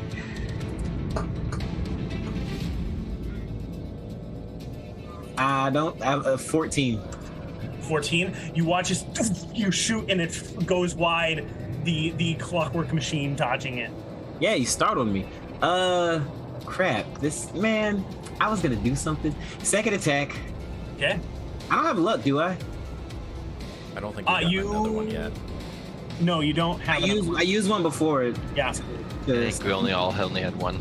Okay. Second attack. 17. 17 does hit. Thank goodness. Okay, and I haven't used my smite yet, so let's go ahead and finish this bastard off. That is okay. It's decent. And then the smite is 2d8. Mm-hmm. Kapow. 23 points of damage. What? You watch as the creature standing there on its turn, you imagine was going to start lightning bolting the crowd. Yeah. And you can see as your beam shoots into it, you watch as its core swirls up, explodes, and you've killed the mage. Thank goodness. You now have another Also, luck. you have a luck now. Yeah, Lotsky sent you a look. Thank you, lots. And thank All right. you to whoever made that bless. Also Lotsky. That was great. Zach is our little angel. All right. I don't have anything else as far as actions go, so I was gonna use one of my maneuvers there, but I'm just gonna use a bonus action and give Lore some more luck, or give Lore advantage on the next attack roll. Awesome, rad. Okay, you give advantage on the next attack roll. Superb. I say aim for the knees. Drizzle, it is your turn. All right, again, as the person who the big loser who can't see the map, can you give me a lay of the land? I feel like we Yeah, of course. off a lot of them. Drizzle, you are on Geoffrey's back. Geoffrey can see to your left a little bit on this T intersection. You can see what this pile of rubber. You think that if somebody exceptionally strong, or maybe could just like shove it over and get it out of the way, or you can clamber over the top of it, moving to your left down the labyrinth. Around to your right, you hear the sounds of like a transformer blop, blop, blop, blop, growing together. You can't see what's going on, though you know that Lore's there and Jasmine and Elise have been shooting in that direction. Okay. You also spotted Leon fully kill a thing up above you because you're on Geoffrey's back. Yeah. Do I have being on Geoffrey's back? Am I able to get up on that higher thing? Is that the height of the rubble? Yep. Okay, I'm gonna hop up there. Once I'm up there, am I able to see what they're shooting at, or do I need to move? So you can choose to, if you wanted to, you would have to find some way to move over to the rubble to then get on top of the rubble, or you can get up on top of the battlements and the maze itself. That's right. I'm gonna get on top of the battlements. Is there a way to be on the battlements and see what they're shooting at? Oh yeah. You get up there, and you can see as you're standing up there, you can see what looks to be like these two connected robots or automatons are now fighting 6 arms, duking it out as Lore is standing there in front of them. I mean, I'm just gonna keep blasting Eldritch. Jasmine shouts out, "Be careful, it's resistant to magic." Well, that's all I got. Me too. When all I have is a hammer, everything's a nail. Right. That's gonna be a nat 20, A nat 20. Okay, well, that's one way to Okay. get rid of it. and then that's gonna be a 13. 13 misses. Okay, I still have luck. Is this a stupid dance? I didn't use luck.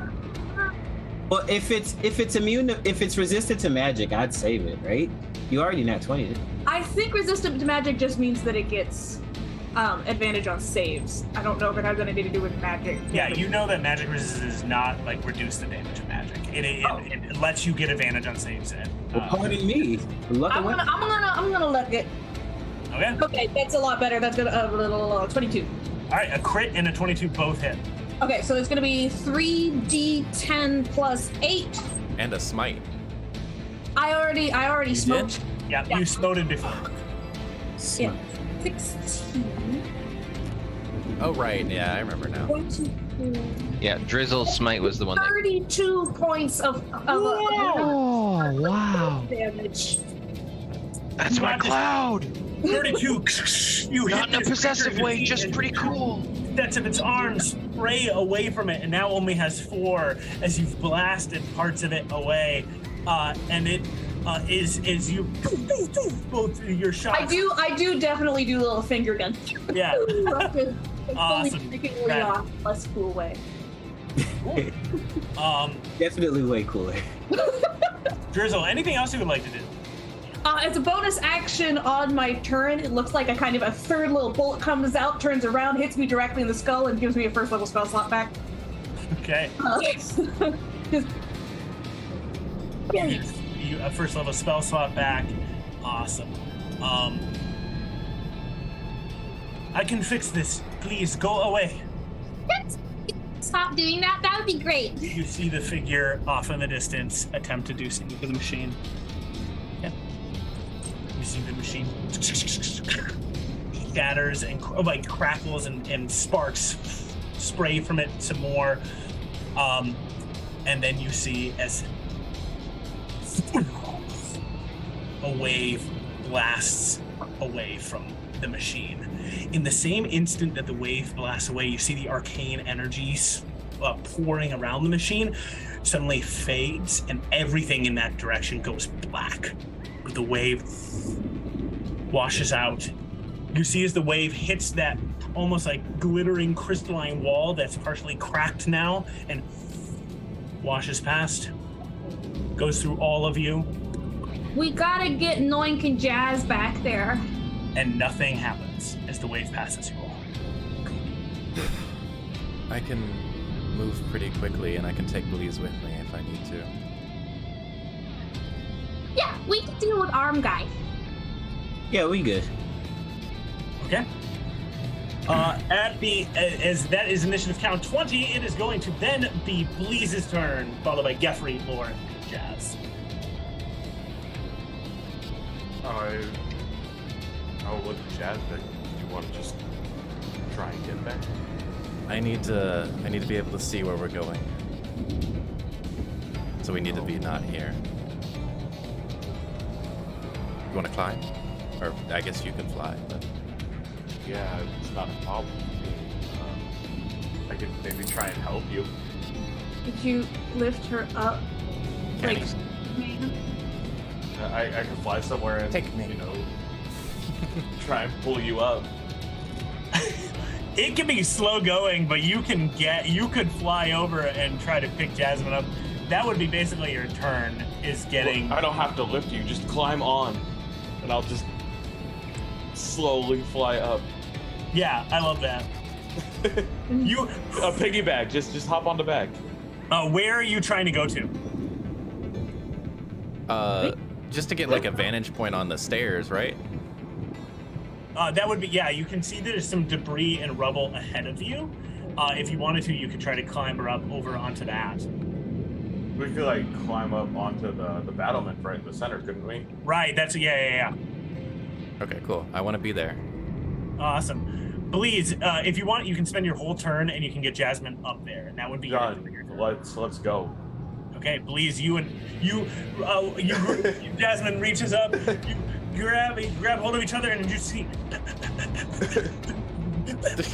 The little boots like struggling. these are not flying boots. This is not about flying. You are really working these things' engines hard as you finally get up there, and the boots go, and you need to recharge for a little bit. Awesome. All right. As you two stand there and you have advantage, like a vantage point here, you can see this massive iron door that crackles with arcane energy. Just beyond the door on the battlement, you see 4 what looks to be arcane pillars, and between them, 2 massive crystals that are spinning and filled with magic. They seem to be connected to whatever that crystalline, almost like or arcane wall is that looks a little bit cracked and shattered. You can see that the door, Bleeze, you're an artificer. That door is, something's wrong with it. Like, you know, straight up, like, oh yeah, that door is broken currently. Something's going wrong with it. It's been disabled. It is not going to open right You now. also see a swiveling mechanical sentry gun. I pull Jasmine down. Both of you make stealth checks. Okay. I believe. No, I used my advantage already. You're right. I believe this is where I use my luck. Oh, and Zach did give you another luck, Max. I think, unless Nice. you. Well, that means I have 2, so I need to go ahead and. It's a DC 16 to try to beat. I'm gonna roll it again for a luck. Yeah, Wow. dirty 20. My luck did not help. It went from a 7 to a 5. And you were spotted? Yes. Awesome. Okay. You see as the laser turns, aiming Pull in your Jasmine direction. and You see toss as it Jasmine down, and I stand there still. toss down James, or Bleeze, as you see, and the laser charges, Shit. shoots at you. Make a dexterity saving throw. As this green beam comes out. 17. 17, awesome. So you're going to take half the amount of damage that's going to be dealt here. You take 6d8 damage for this. Oh, Please not dies for a 3rd time. Let's Holy go. This would be the 4th time, actually. Take 21 points of damage, please. How much? 21. That's not bad. is that halved Oh, already? no, not half. So sorry. 11 points of damage. Oh my gosh. My temporary hit points. Nice. Whatever shall you do? Awesome. You see as They're the all beam gone. hits into you. Both of you recognize this to be not a full disintegrate spell, but this beam is of that ilk. It is a weaker version of that spell. It's It's a like a nasty nice turn. version of it.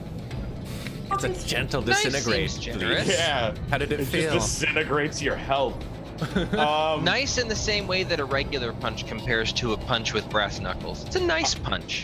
I just stand there, I'm like, well, it could have hurt more. Standard punch. Obviously, I didn't make it. It's fair. Please. Hopefully do you Cocky say son of a that. bitch, I love it. Please, as you stand there. This is why it's, Felix Brushing did it This is off. why he places. needs you. Please, Geoffrey, it's your turn. Followed by Do I have visualization? Or how far away is the asshole who's messing around with the... Oh yeah, 100%. The asshole looks to be from here about 150 feet away. Oh, okay. Cool. How's the big automaton looking? The big automaton's looking okay. Looking Cool. big. I think Geoffrey's I think he's gonna ignore the automaton for a second and just take out his long-barreled pistol and kind of look and really aim down and see if he can plug a shot into asshole. And this is technically outside of it's at 300 range weapon, so this would be a disadvantage. But he's going to use one of his crit points to give himself advantage on it to offset that. Yeah, do that gunslinger shit. So he's going to go ahead and take a shot at asshole and roll a natural 20. Oh my god. Nice. Let's go. And then just for flair, he's going to throw on an astral spark and add an additional 4 points of force damage. So he's going to do, let's see. This is actually going to be, 4d6 plus 3 force damage plus an additional 4 points of damage, which all adds up to 25 points of damage, plugging away from afar. And this is with your long-barreled pistol? This is with my firearm weapon, my long-barreled pistol that he keeps strapped across his chest. One of his favorite, oldest weapons. Okay, cool. And then with his second attack, I think he's going to see that he went, oh, that went pretty well. And he's going to take, this time he's going to quickly turn and take a shot at his big automaton buddy. Awesome, yeah. Well, I'm going to describe, before you make that action, Yep. I'm going to describe what happens in the nat 20. Please, yes. We have to honor nat 20s a little bit here. Mhm. Geoffrey, who made that pistol? Where did you get that pistol from? Is Geoffrey? This has been a pistol he's been working on for a long time. It's not by any means the flashiest pistol. It's not by any means the most exciting pistol, but it's his pistol. It still has the grip from one of his parents' guns that he got. The firearms are a big part of GIF culture. And so this has been kind of like the stock of the weapon has been passed down. And so this is like the original stock. It looks older and worn, but it feels very comfortable in his hand. But he's been working more on the model of the actual, iron or steel or whatever is making up the barrel, and was able to discover how to put force damage on it at some point in his travels. Yeah. Yeah. Cool.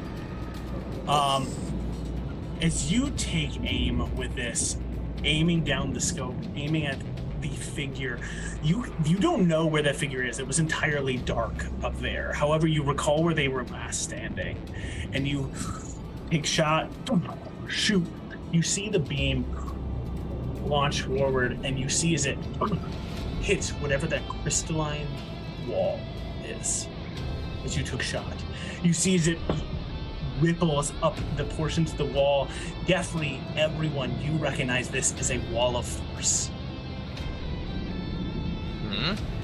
As you see your bolt, your beam hit into it, you see as it stops there, fizzles, and dies. Shit. I thought that would happen. There's a wall of force around the automaton?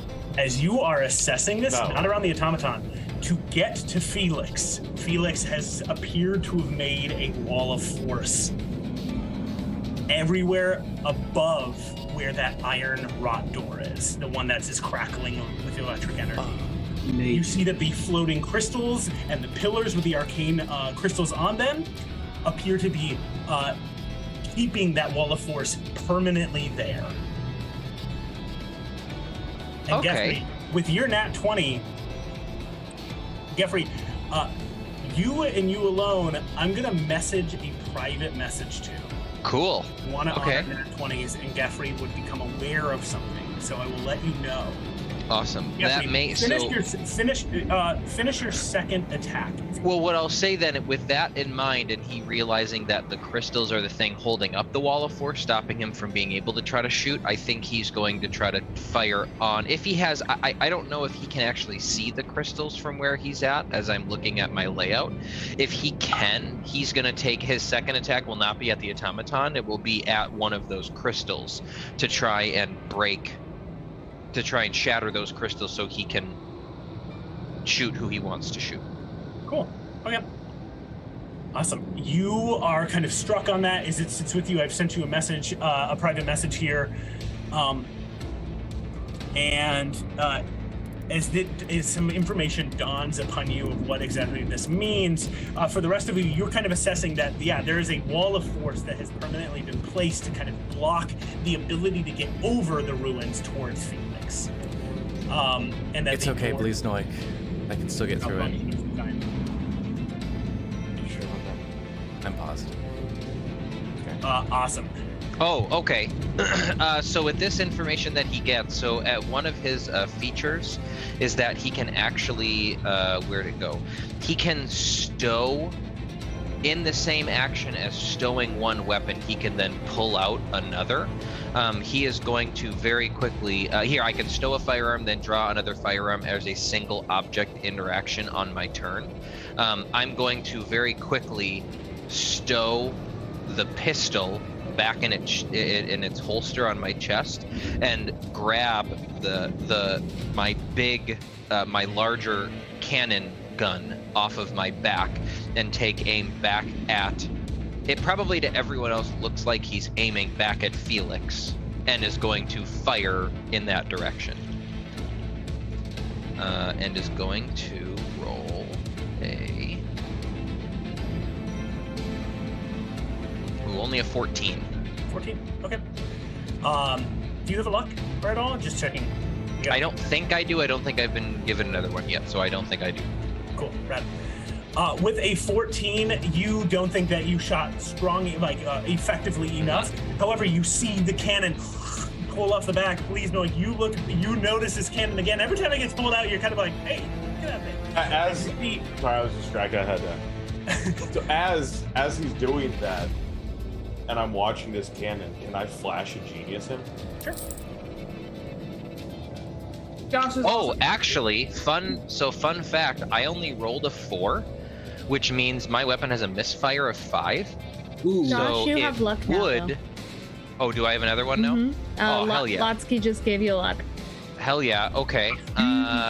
So, can I just use... okay, I'll save that luck for now, because I'm going to use my firearm specialist ability, so with my reaction, I can roll another d20, and if that number rolled is higher than my misfire score, I don't misfire. Okay, cool. But then you can also add a 4 to your previous roll. Yeah. So you. Okay, let's do that then. 18 on the roll. 18 on the roll sounds good to me. Yeah, or on the final number there. Yes, So the final number is actually an 18. you watch as this gun is please look. You turn and look. You see as Geoffrey has pulled out this weapon, and you can see as it begins to open, and you see it kind of looks like what does it look like again? It's basically like one giant. It's almost like a rail gun, essentially. There's definitely something very high-techy magical about it, because the barrel, there's not actually a barrel. It's just like a rail gun, 2 rails that energy courses along the end and fires off, and there's like residual explosion around it when it hits its target. As this railgun charges, you notice, please note that this weapon has been made by the Gith, and is extremely advanced in what it has been designed. This sort of puts into pale comparison a little bit the stuff you've made. Like, your stuff is like a whole different category, but whatever this is its own kind of realm as you're looking at it, and you are kind of like, damn, I can learn from that.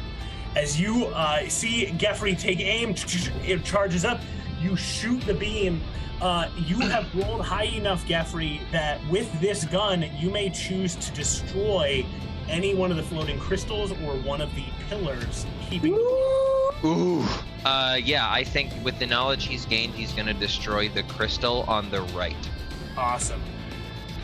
With a resounding, shattering sound, you see as the wall of force continues to crack and splinter as Geoffrey blasts a portion of what's reinforcing it and keeping it permanent away. That is Geoffrey, the remainder of Geoffrey's turn after Geoffrey. I did use my firearm specialist once for short rest ability, because the +4 let me hit, but it didn't change the fact that I rolled a 4. But I rolled another d8 and got an 8, which is above my misfire score of 5, so I did not misfire, so I've also used my reaction this round. I'm done. Thank you. Lore, it is your turn.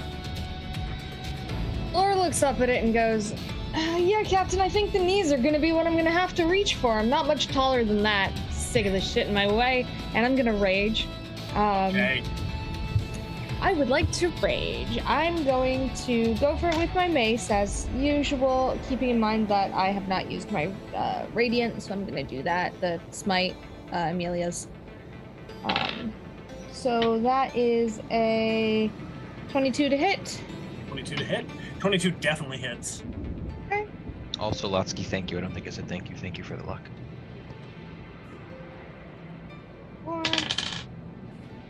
Lotsky and Fluffle. 16 damage. 16 damage. Cool.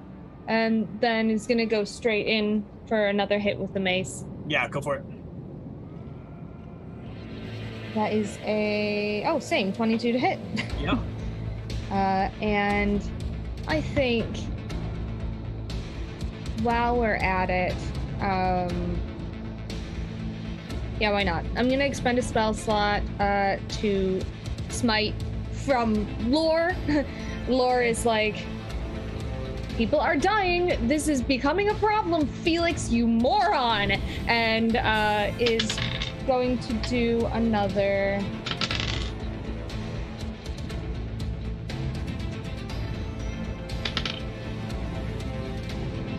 $23 damage. Oh! Lore, as you swing with the first hit, with the blessing upon you, you see as your weapon had glowed. Earlier, you noticed as a little bit of arcane or radiant divine magic had defended you from the explosion of one of the explosive cores. As your mace then now connects with the knee, you see as it shatters portions of the knee. You see as the robot, the automaton crumples partially, steam coming out from it. And then you raise your mace again as its head has lowered down slightly. You raise your mace up, and you have a flash for a second. And what's going through Lore's head in this moment where Lore is channeling divine energy? The flash that you see is one of a figure, stoic and tall, wearing platinum colored, like platinum shining armor, wielding a shield with a cape. You recognize Lathander, standing there, turning his back to you. And in this moment, what goes through Lore's head? For once, because Lore hasn't really seen this, but has had this feeling about Lathander saying, this is not your path, and, you know, obviously she took it personal. There's been a couple times now where that has made all the power fizzle out for her, and what she thought she was going to do, she didn't accomplish. But this is not one of those times. Instead, she sees Lathander turning his back, and she thinks, he's right. That wasn't my path. This is. And with that, lands her second attack on this automaton, and just feels like... What does it look like when Lore kills this automaton? Absolutely. There is what can only just be described on this mace as a trail of radiant light, like streaming behind it as she comes down, the same way she had with one of the other the smaller mages, and just, except that was up with the glaive, this is down with the mace. With the automaton on its knees, Lore beheads it fully as the radiant light just fizzles and sparkles and eventually fades from her mace. As this light fizzles and fades, the rest of you see for but a moment what seems to be even Lore. You don't see this, but the rest of you who can see Lore see is this almost like radiant version of Lore, larger than Lore, double the size, stands behind Lore, swinging forward and guiding the strike, almost powering it as it smashes into the creature's head. You see is the creature had two sets of eyes, two sets of mouths. As it opens its mouths again, no intruders. Oh, you shatter this creature's face and mouths against the side of the wall. You see as the rest of its body with steam falls into the water and begins to bubble and boil as the water begins to kind of consume the remainder of it, as your figure then sinks down and becomes part of you. And for but a second, for the rest of you, you see like a cape, but simultaneously wings connected to Lore's back for a second, and then fizzle away. I miss celebrating with her.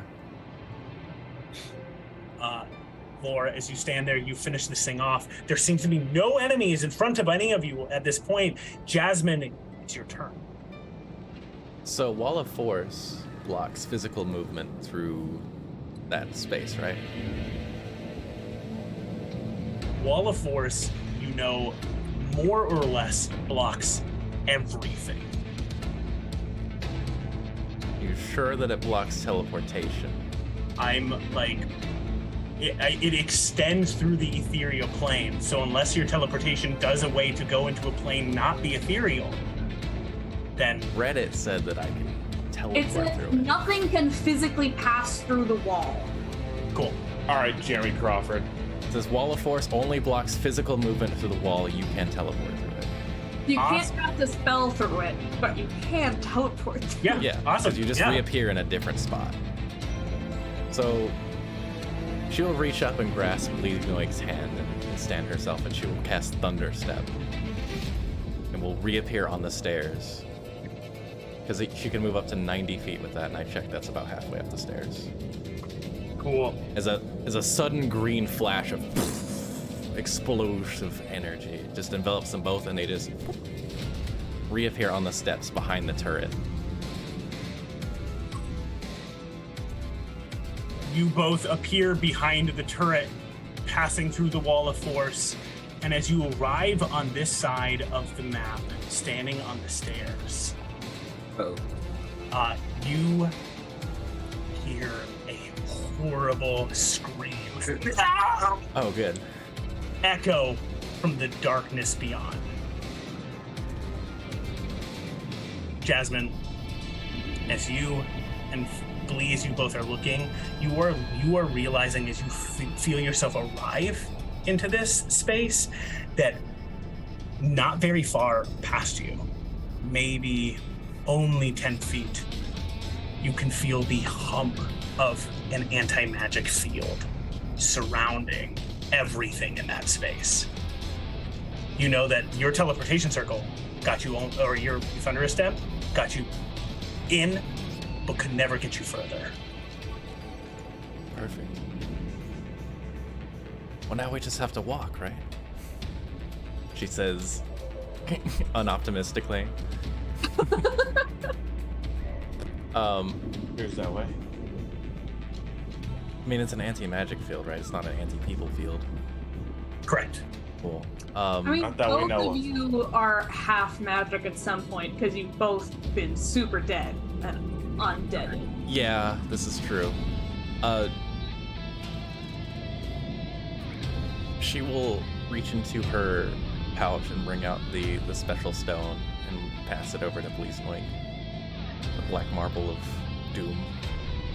I believe that was traded hands once we found out that Franklin still had it. Oh no, Drizzle has it. Really? I think- Yeah, Drizzle has it. Damn it, I would have asked you to throw it to me. Oh, Do you well. want it? Yeah.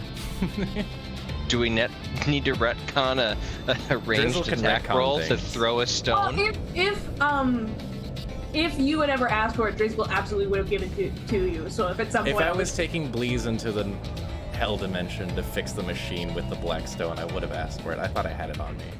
Okay, Yeah, okay. okay. I thought you were trying not to bring it into the anti-magic zone. I was like, don't.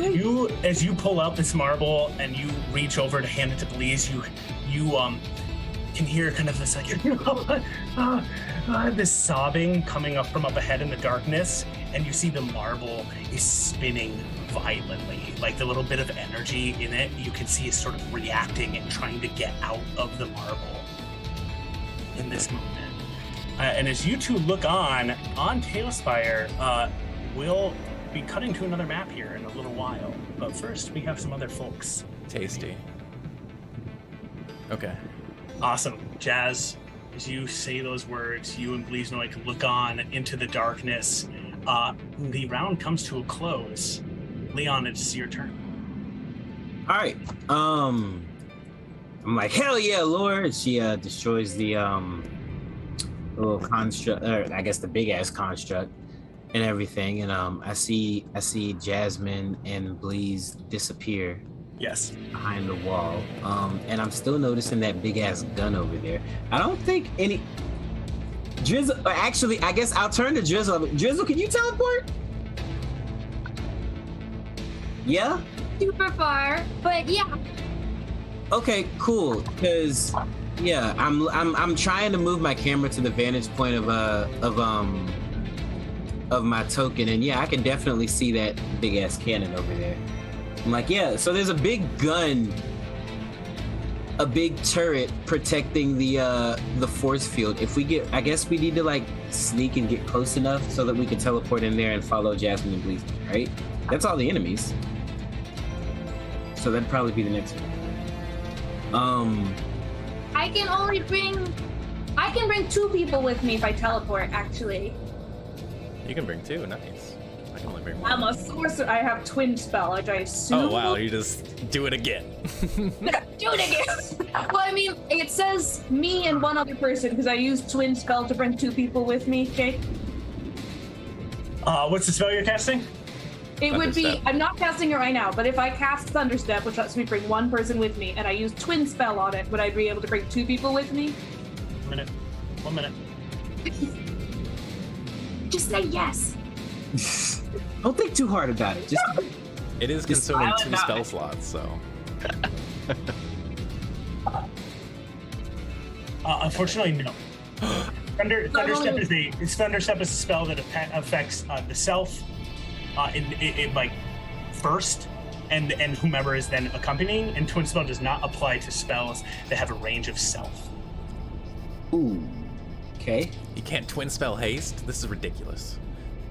What the hell? No, haste can be twinned because it's not cast on the self. It's a single target. Oh, You you're can correct. target Sorry. somebody outside of haste. Yeah. Okay. So never mind. I can bring 1 person.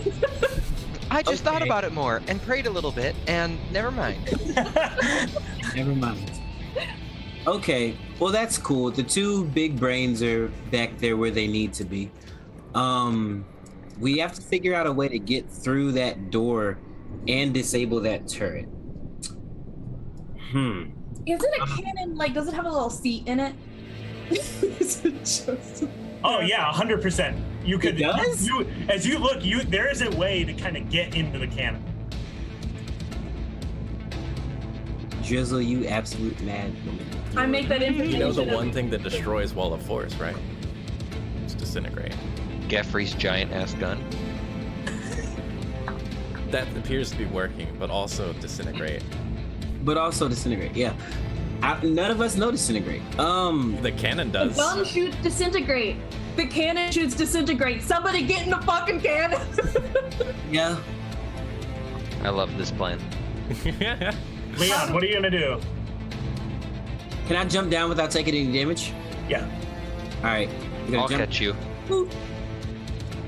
And okay, so there's rubble to the left. So I guess we're all moving to the right. This is so dangerous. I don't want to get disintegrated, bruh. It's okay. It's a baby disintegrate. It's fine. It's easy for you to say. You I say- already got hit with it. Yeah, Bleeze is fine. Yeah. Don't worry. Laura's got her Felix shield doesn't up know how still to as make well. weapons. Jeez, I don't know. Give me something to shoot. I don't know what to do here. I'm going the to. captain. I am. Okay, yeah, I'm just gonna use my movement. I guess if I jump down, that's what, 20 feet. So I've got like, yeah, I'm gonna move over here. I'm gonna move over here next to Laura, and I Stay guess close to me, Captain. I'll see if I can block anything that comes our way with my shield. right. I can use a bonus action to dash. So yeah, I'll do that. That gives me another 30 feet Yep. dash. Sweet. This is difficult terrain moving through this water, so it's slow going. Okay, so I get another 15 basically. Yep. Yeah, all right. Can I get up to like around this corner here and like stay like behind this little piece of rubble? Yeah. Oh yeah.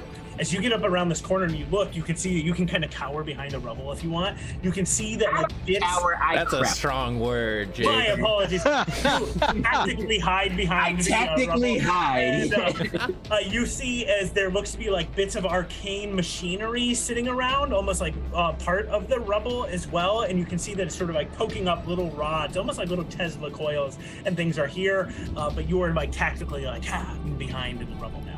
Okay, well, I just moved my camera. Tell me about this door. You said I saw this thing over here to the right earlier. Yeah, you see this iron door with what looks to be a keypad to the right of it on the wall. When you were up on the top of the ceilings and the ramparts, and even here you can see there looks to be like a stairway up to get to the top part. This is a crackling, what looks to be almost like a series of like a pedestal with what looks to be some sort of arcane orb on it, and it is crackling and seems to be a little bit malfunctioning at this moment. Okay, my intelligence is not high enough to know what to do with this thing. Just do But a Star if Wars. Shoot it in the keypad. It'll open. If it's behind the door, I was thinking that. Yeah, because I bonus action dash. So yeah, can I shoot the keypad from here? Yeah, hell yeah, you can. Hell yeah. You don't have to roll. All right, cool. You don't have to roll. You shoot the keypad and the door opens up.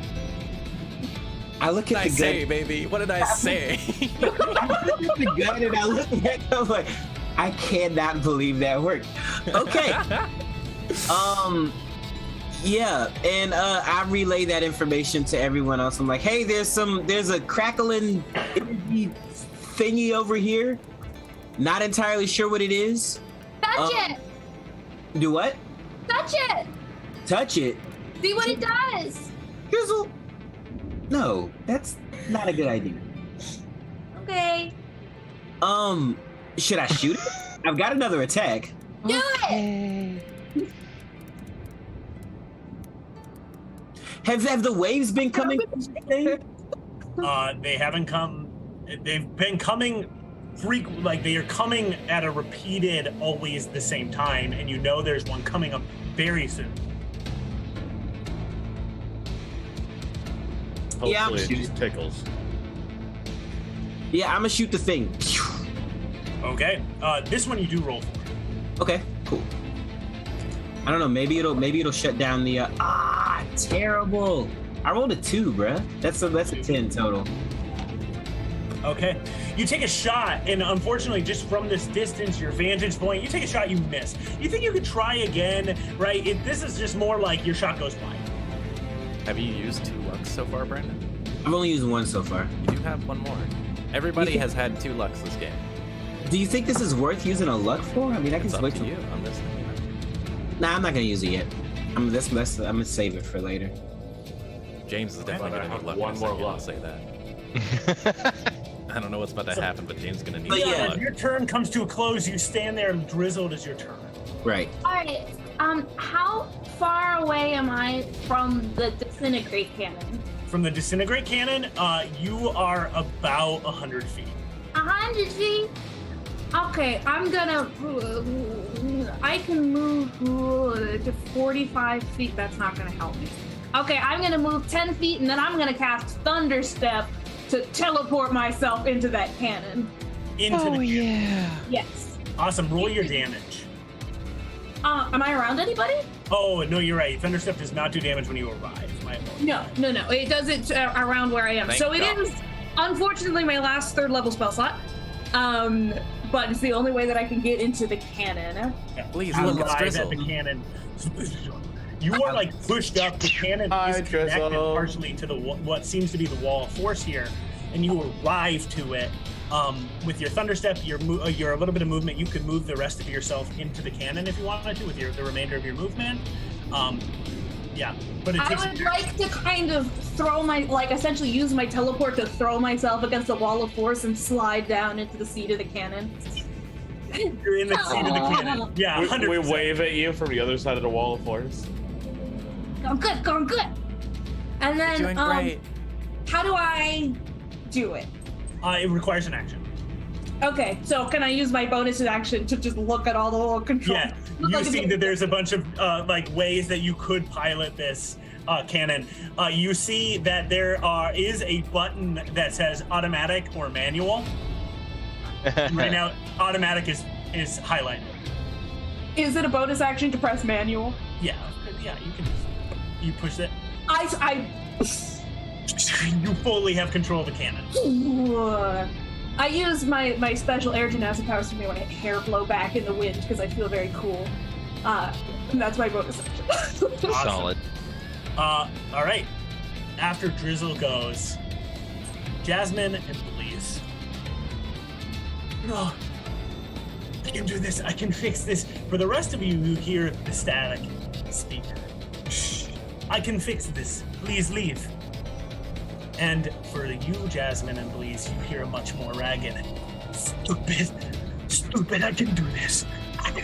And the darkness ahead of you vanishes, and you see standing on a broken bridge, ruins of a building around him. you see what seems this orb of arcane energy that just drips, pouring down into some great chasm below, passing through this machine itself. You see Felix von Braun, a former student, colleague of yours, an inventor along with you, Bliznoik, very much now holding what looks to be an entire hand made out of clockwork pieces, a leg of clockwork. As Felix is looking around, you see that half his face is made of clockwork. His back has this giant cog, like a clock, that keeps ticking. As Felix turns, reaches back into the machine to try to fix it. I'm gonna make a check for Felix. You see, with his hands shaking violently, he reaches into the machine and the arcane energy flares out yet again. You feel that weight of the anti-magic field lift when the vision returned to the space. And you can see that the arcane magic has flared back to life, and you are aware that there is no anti-magic field currently in place, that it has now vanished from it. As Felix attempts this check to fix the machine, you can see Bliznoik, even from a distance, he failed. That whatever he's trying to do is extremely complicated.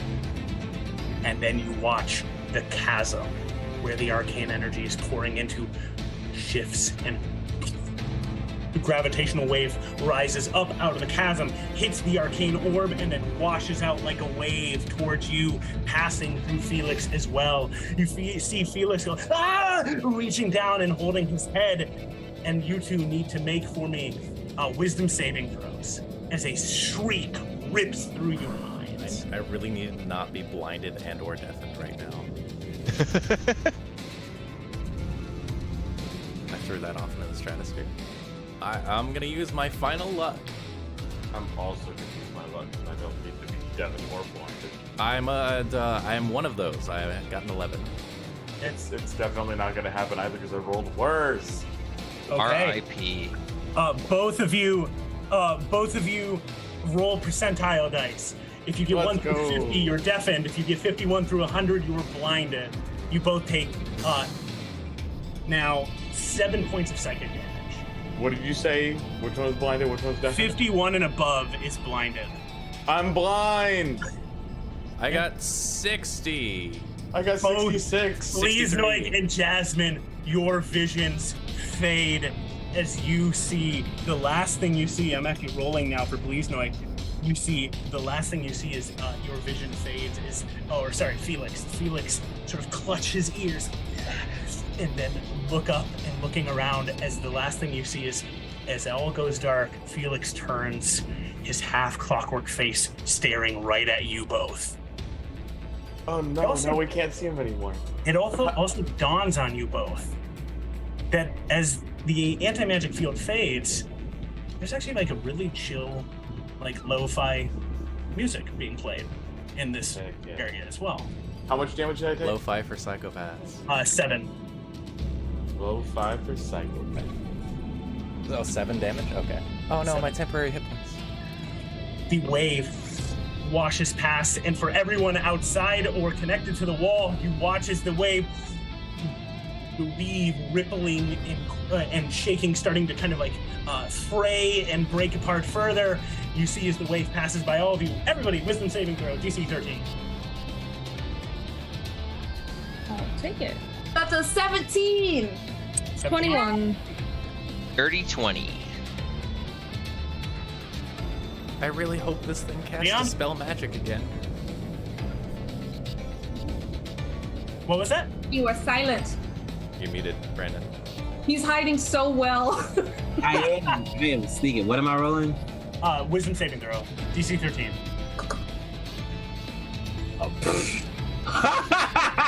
Meets beats, right? Yeah. 13. You manage to pass the check as the psychic scream passes through all of you. You almost suffer the damage. Courageously and valiantly cover your ears while you are not hiding. As you all As take a 4 group, points of you all take 4 points of psychic damage, but no other additional effects occur. And you, Bliznoik and Jazz, you both hear. What are you both doing here?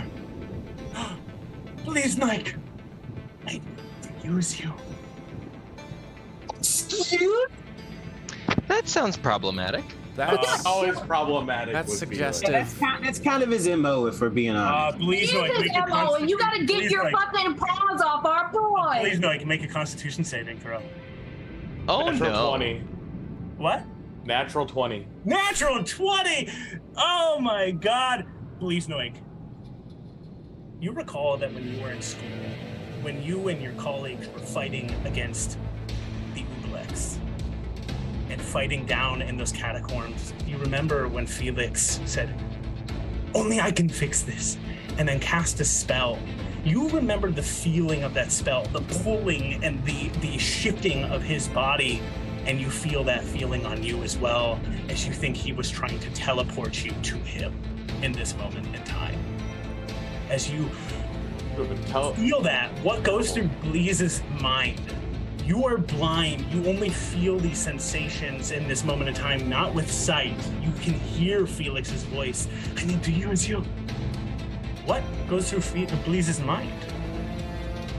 He's just taken back, and he feels bad that Felix has come to this point. He feels sorry for him, especially knowing that he's trying to do the exact same thing again. Cool. As you feel sorry, you manage to hold yourself stable in that space with negating the spell. Superb. Awesome. That is Felix's turn. Is done. Bleeze, what would you like to do? I can't see. I might be able to cure that in a second, but I would like to be able to see. if you can do it, please tell me. Okay.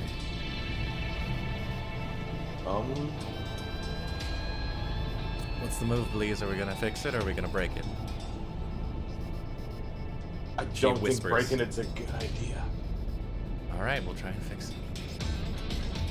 Do we disable Felix first?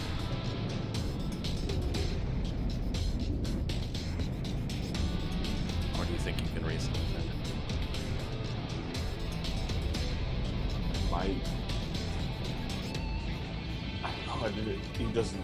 He looks far gone. I don't even know if he's half the, You know what? If Felix the can man see, we he used to probably know. can't hear us. Probably about it. fair. That's probably fair.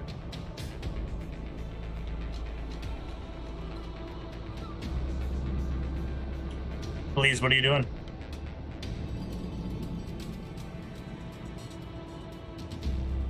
I'm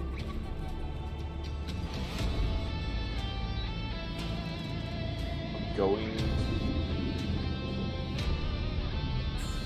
cast Blur on myself. Cool. All right. You spend the spell slot casting Blur upon yourself. Superb. Great. And then I will just stay close with Jasmine. Awesome. Jeffrey! Oh, he's just plugging another shot right into that. All right, go that for it. You have to beautiful wall. You have to be a AC of 17 on this wall. Okay. How about a 26? Okay, fine, whatever. Yeah. Okay. I wasn't having He takes his first attack to reload the railgun, and then his second attack to fire another shot at it. Awesome. What part of the wall do you want to break?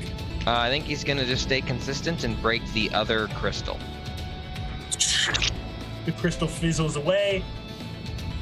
That was your turn as you blast another one of the crystals away. You see the wall like starting to like crack, and you see these cracks spreading across it even further in this moment. As Geoffrey, you have blasted away another portion of this wall of force and what's keeping it up. That was your action. You have a movement and a bonus action. I don't think he can do much with his bonus action, but I do, and honestly, I think for now, because I don't know if he's going to be able to. He feels like he has a pretty decent vantage right now with the weapon that he has and on the wall. I guess he did see Drizzle move to the cannon though, right? So I think he's gonna move whatever his distance. So he has 5, 10, and then this is you do not have difficult terrain. Oh, okay, cool. 5, 10, 15, 20, 25, 30. He'll move 30 feet in an effort to start kind of looping around the corner and then getting another shot at the wall. Like as turn. you enter into the water, you feel like this is smooth going for you. This is home, easy. Baby. I'm from the water. I'm good. Your hippoiness moves you along. My awesome. hippo-iness. I love that. Cool, He just Jeffrey. bodyboards across the top. That's right. That's right. Jeffrey goes. Lore, it is your turn. Lore's gonna spend it moving. I'm presuming I have half movement, but but if I take a dash action, that would give me 30. Yep. Out. So.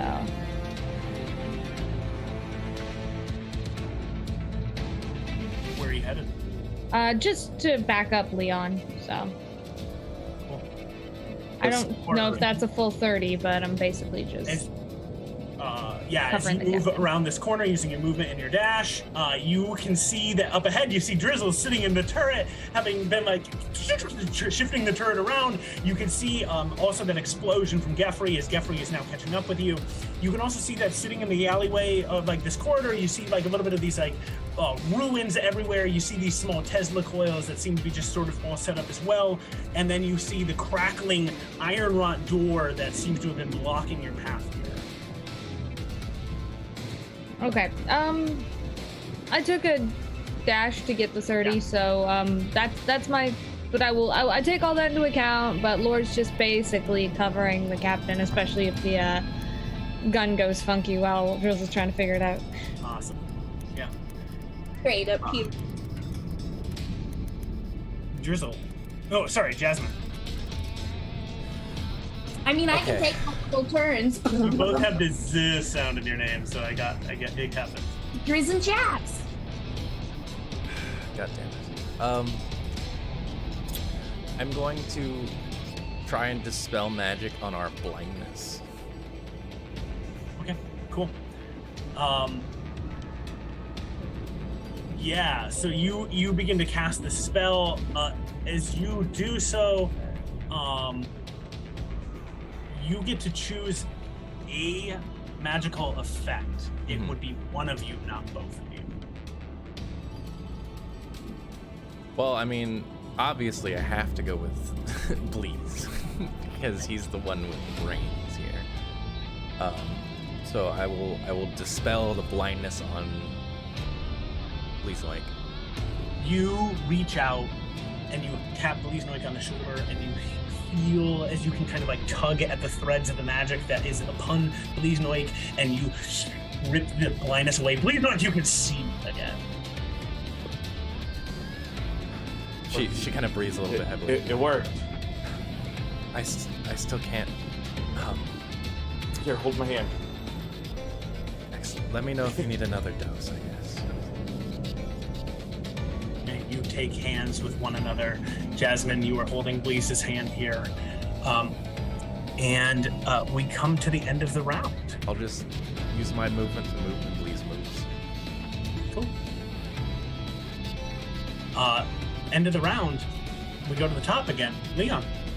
I'll make sure to let you know. When Okay, you cast anything wild. Our communicators still work, right?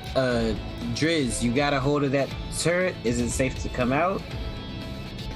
It's under full control, Captain. I don't know how it works yet. But I have it on manual, if that's the question. You know what? We've been friends long enough that I believe you. And if you believe it, it's It true. is true. Oh my god. All right. Oh yeah, there's this little thing over here. Laura, you think I should blow this thing up over here? To the right? This crackling energy thing? Well, Captain, it would either be really good or really bad, Yeah. or maybe Can't neither. argue with that logic. I mean, I guess things can't really get much worse, right? Oh, don't say that. What do we think it does? Leon, I can only kind of hear you from back here, but I'm pretty sure things can get a lot worse. I don't know what it does, and I don't know if it's worth going over there to investigate to figure out. Well, looks like Gef's moving okay. He might have a better time of getting over there than us. Okay, Gef, would you like to go investigate the little crackling electrical thingamajig over here? Yeah, it seems like you all have that portion handled. I'll see what I can do over here. Okay, cool. I'm going to use my movement. I'm gonna move 5, 10, 15, 20, 25, 30, boop, up here on this rock. Leon, as you step forward, Oh, here we go. these small Tesla coils that have been scattered around this area start to charge up. Oh, I stopped moving then. Do I have to walk back a little bit? Lore, you watch as a beam of electricity hits into Leon's head, a second hits into Leon's head, a third, a fourth, and you see the trap that had been laid triggers. Leon, in your mind, all you can hear is, "You're such a douchebag. You're an idiot. You're not perfect. You can be better." All of these voices of what you recall Felix having heard in his life. Oh. Well, I thought it was just negative self-talk. Yeah, me too. These are things we specifically said to him in the academy. If there's one doesn't struggle with its negative self-talk. Make an intelligence saving throw. Okay. Imagine making a trap out of your bullies' voices from middle school. We weren't his. I tried to be his friend, and he killed Bleeznoik. Yeah, he killed Bleeznoik. He's the fucking bully.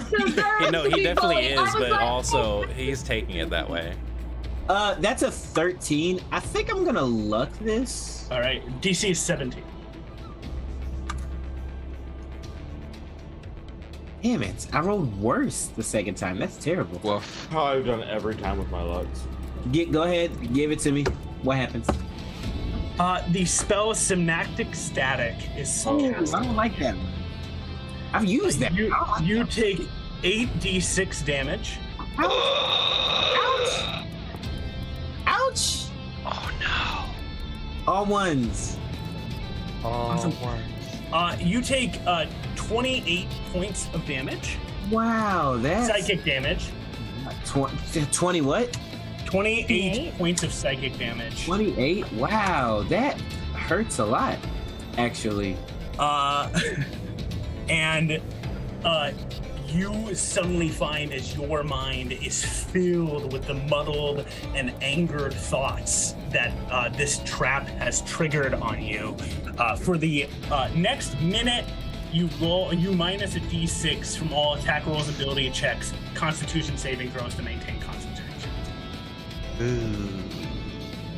That's okay. You're feeling really insecure. You're not perfect, Leon. Like, What do you mean I'm not perfect? Your Bruce's voice going, "I know exactly who you are." You just hear Jasmine from that one time. You're a douchebag. Oh, my friends hate me! You feel the tingling feeling Lord, of horror you see this punching happening, but straight Leon, across you the can face. Leon, you've moved into this. The trap is triggered. You can do whatever else you would like at this point. Okay, I will hold back tears as I continue forward, I guess. The turret doesn't shoot me. She's got it on manual. So yeah, I want to go. I moved by 30. I'm gonna use my action to dash, or my bonus action to dash 5, 10, 15, 20, 25, 30. Get over here to this wall. Can I investigate? I'm gonna move you a little bit further. It is difficult terrain, so I'm gonna move you back. Oh, that's right. I only get 15. No, you're right. I forgot about that. Shoot. Is there anything else that I need to? And you're slow.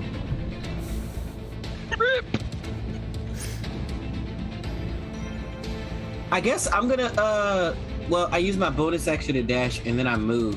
I haven't used my action yet. Can I drink that potion of greater healing? Yeah.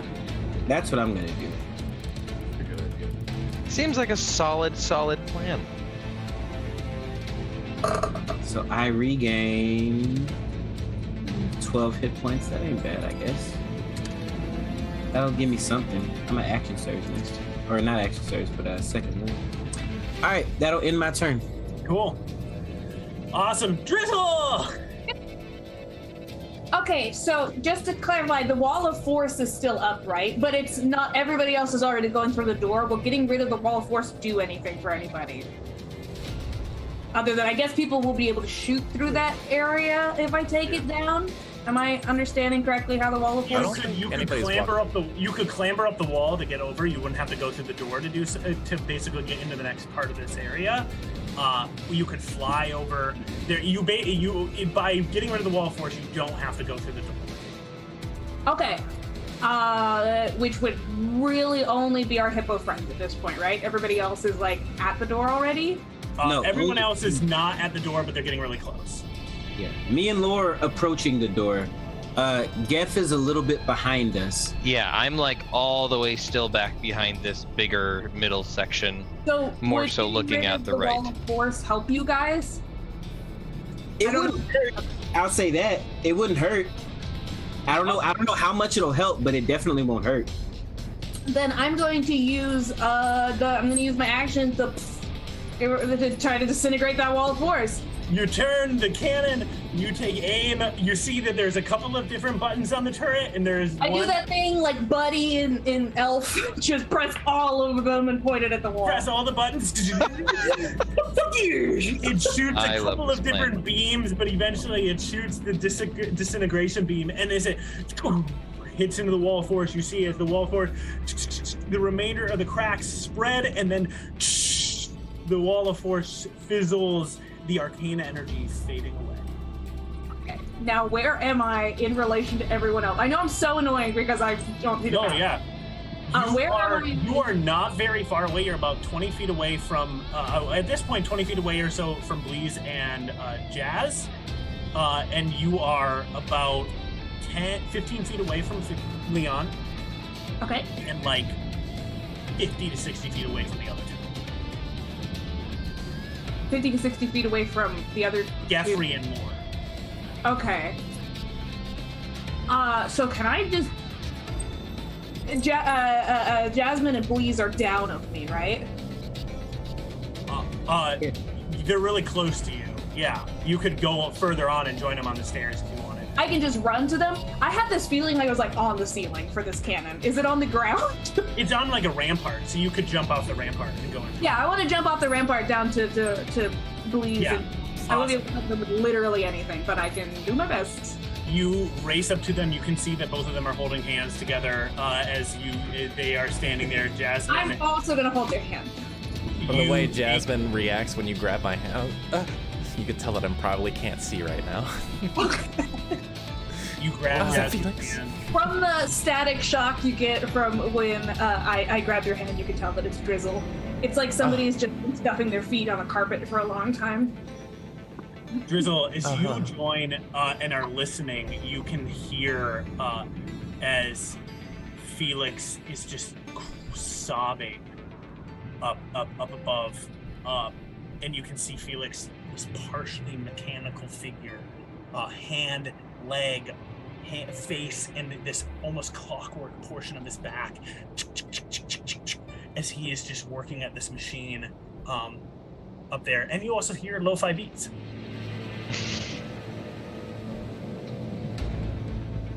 I don't think I can do anything else. I don't really have bonus action spells or anything like that, so I think I just grab their hand. Yeah. So I can't assist you in this, but you have my emotional support. Unless it's gonna be the end of my turn. Let me know if you Hey, need that's any a arcane powerful thing knowledge. coming from Drizzle. I'll try and help. Just describe it to me. As you three stand there, we come to round 20. We come to Felix's turn. You hear Felix thought, only I can fix this. I was the one who created it. I can get rid of it. And Felix is going to try to fix the machine. Idiot. You see as Felix reaches in again with his hands. You see as he manipulates the machine, and you see as the arcane shatters around him, as you see bits of like arcane energy go into him and surge around and then flow up into the orb and then plummet down into And he's further than 30 feet outside of me? He is further than 30 feet away from you. As you watch him fail this check, you then see as the arcane energy goes down, rises up, becomes a gravitational wave. Because of how badly and the frequency by which Felix failed, two things happen. First, you watch as Felix suddenly goes and kind of clutches his ears for a second. I want to see. Jasmine, your vision returns. Just like James, Bleasnoid, your blur rips away from you as the spell magic washes past. And then the wave continues going along. Then you watch Felix. I'm gonna make a quick step for Felix. Okay. You watch as Felix goes, again, not again.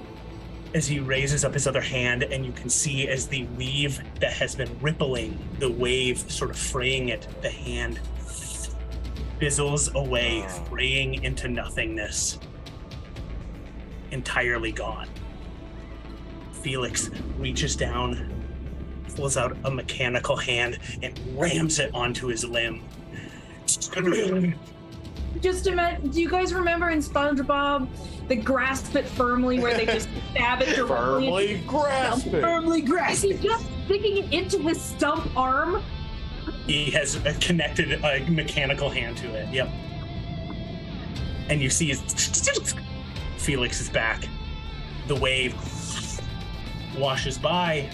It has affected all of the dispel magic that it could in this moment in time as it passes by you, Geoffrey, Leon, and Lore, and passes away.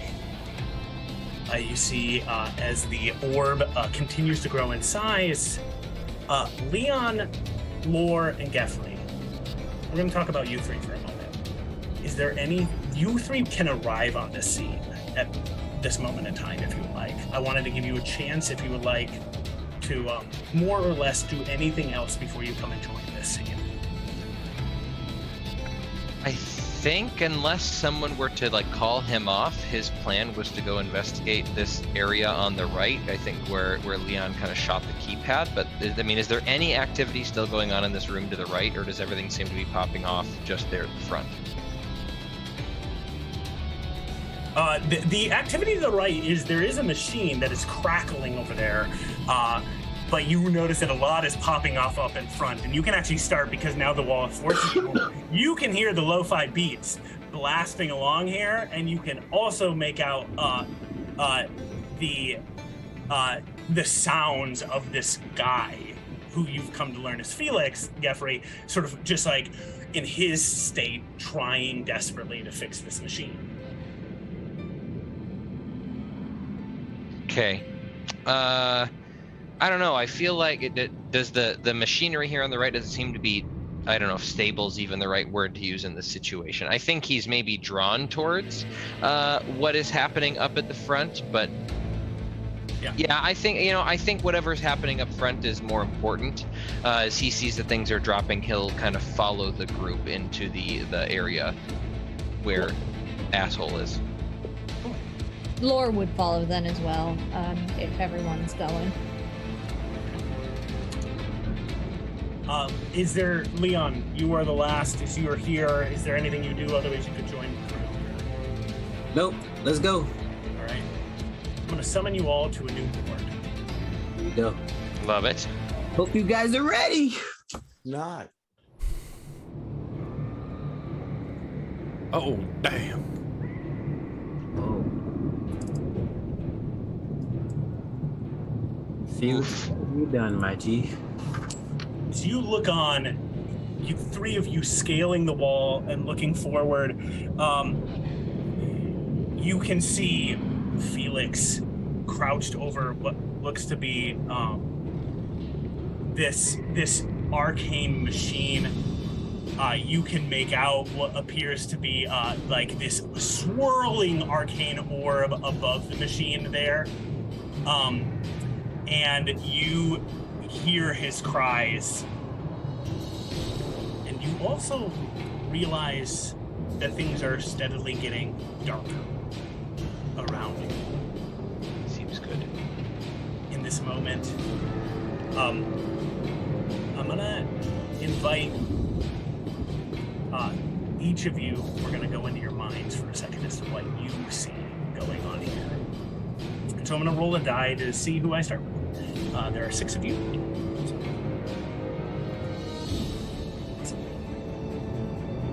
Cool. Geoffrey.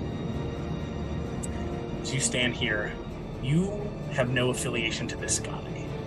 But as you look on, you see that this machine looks wicked and well designed. It looks complex, but clearly malfunctioning. You've had time with machines. You've also worked on a ship that's very old that you've had to kind of try to repair. And as you're looking on, you recall something that when you have your time with the GIF and the Empire of the Dying Sun, you recall them talking about.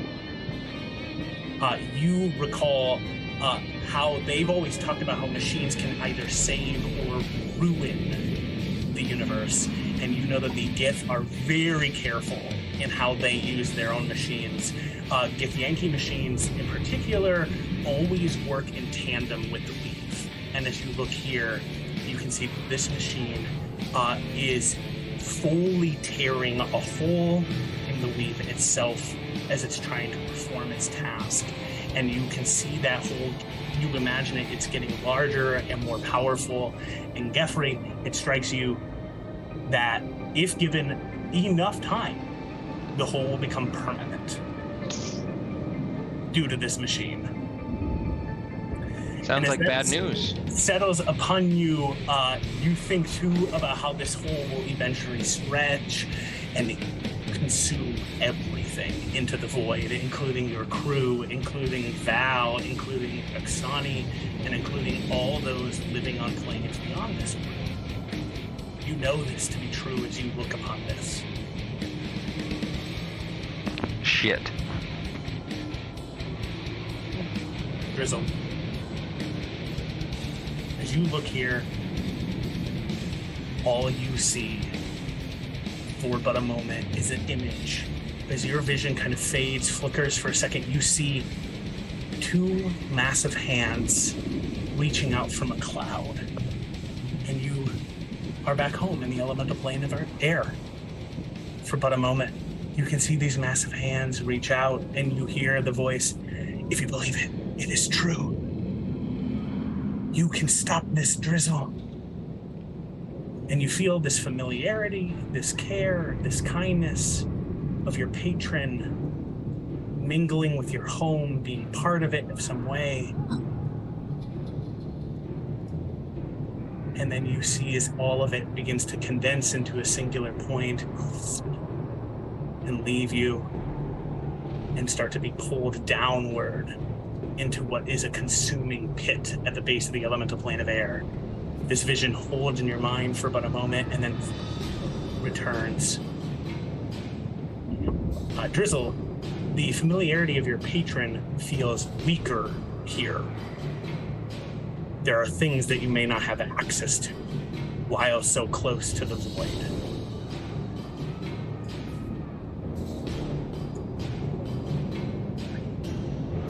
Awesome. Lore!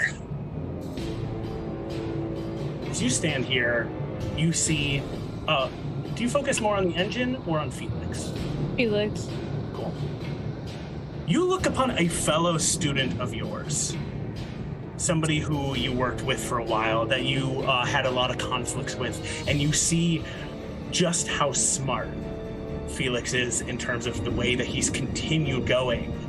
You are a medic of some kind. You know some of the medicinal arts as well as the fighting styles. And you can see that Felix is exhausted, has clearly lost himself a bit in this moment, and has become single-minded. And as he looks back towards you, make an insight check.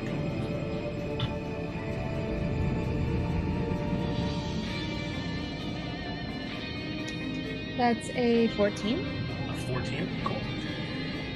You see in Felix but a moment of you see that there is fear in Felix's eyes.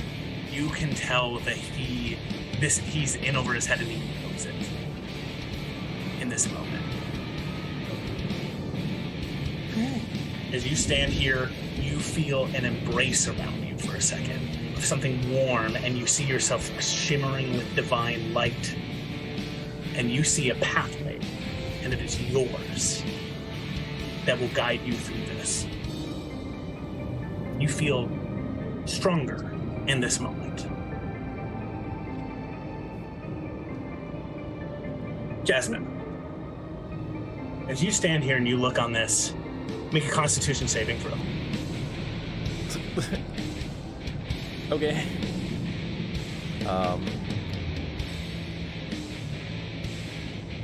Constitution, yeah, just +2.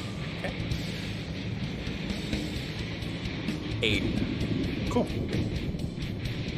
You feel the gravitational waves pulling and pushing in this area, and you, Jasmine, are a genius in terms of arcanomancy. You know how to read the weave, and here the weave is broken and frayed and shattered. You know that magic will be unstable here as you look upon this space. And Jasmine, as you look down at yourself, having just watched Felix partially unravel, you can see parts of yourself have now being bound to the weave, starting to fray and frizz and split apart by binding yourself to the school of necromancy in a space where the school has no domain anymore. You know that you are on borrowed time the longer you are here in this space.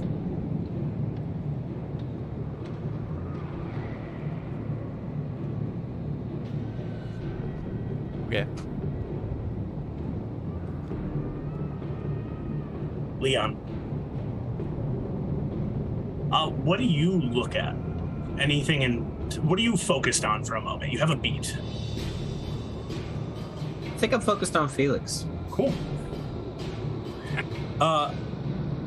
As you look on, you notice in this moment in time a colleague of yours from the academy. Felix, as you're looking, seems to be fully isolated and alone. And your, at least politically active mind, knows that Felix has no affiliation to the academy in this instance, doesn't seem to be connected to that in any way, shape, or form, has fully screwed up on his own in this moment. And if you want, you can make an insight check for me. Absolutely. That's an 8 total. 8 total. Okay. You and Laura, I forgot to mention this too. Leon, as you look, you see the fear in Felix's eyes. You know just how much he realizes he's in over his head. Both you and Laura have a sneaking suspicion that you've missed something about the way that Felix is also acting. There is something maybe a little bit more going on, but you know that one of his base things going on is very much fear. I'm trying to fix this thing. I think in this moment, Leon kind of empathizes with him a little bit because he knows what it feels like to. He knows what it's like to feel like you're the only one who can like do something, yeah, or like have that sort of responsibility. You know, I think in a lot of ways, Leon kind of thrusts himself in this position. And he feels a little bad for Felix because Felix doesn't have a crew to back him up and support him and help him through those moments that he can't do it all himself. Yeah.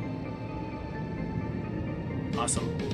As you think those thoughts, we come to Blaze, our final person. Blaze, what do you predominantly focus on? Focusing on this machine. Okay. He's too far gone. I need to figure out how to actually take over.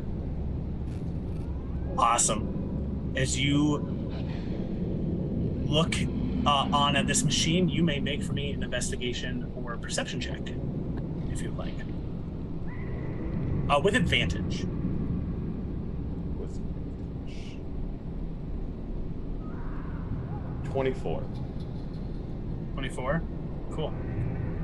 24, super solid. You know that this machine has been further damaged by Felix. Unintentionally, you may think, but also maybe intentionally. You're not fully certain. However, the machine seems pretty beat up, and you think that it will take a series of steps to fix the machine. And at this point, because of the damage that Felix has inflicted upon it, you need to get 3 DC 20 checks in a row to currently fix the machine. You do notice that this machine seems to be, even from this distance, missing some pieces from your original machine that you and Felix had built together. And would I know if fixing it was the only option?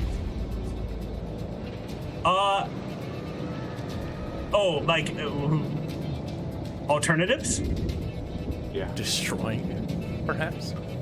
With a 24, I'm gonna just need one last check, and this is Knowledge Arcana check. Just straight knowledge arcana check? Yep. 21. 21. Still gold medal. You're above 20.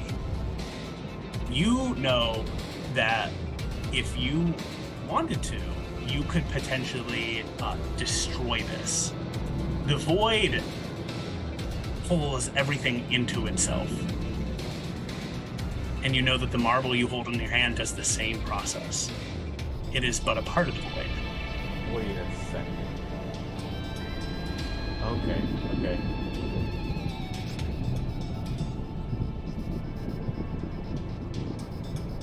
There are alternatives. I'm having a wild idea. Okay. What's your wild idea? So you know what happens when you put like a bag of holding in a bag of holding? Yeah. What if I put one of these portals inside of the other portal? Please, as you realize your other option that could very much work, that is where we're going to end it for this evening. Oh no! Can't do this to me. What? Thank you, everybody, for joining us for Spelljammer this evening as we bring ourselves to a close. The next time we play, we will see whether or not our heroes can stop the multiverse from unraveling and the weave from breaking apart. As well as deal with a former classmate of theirs. With that being said, we apparently are feeling sorry for now.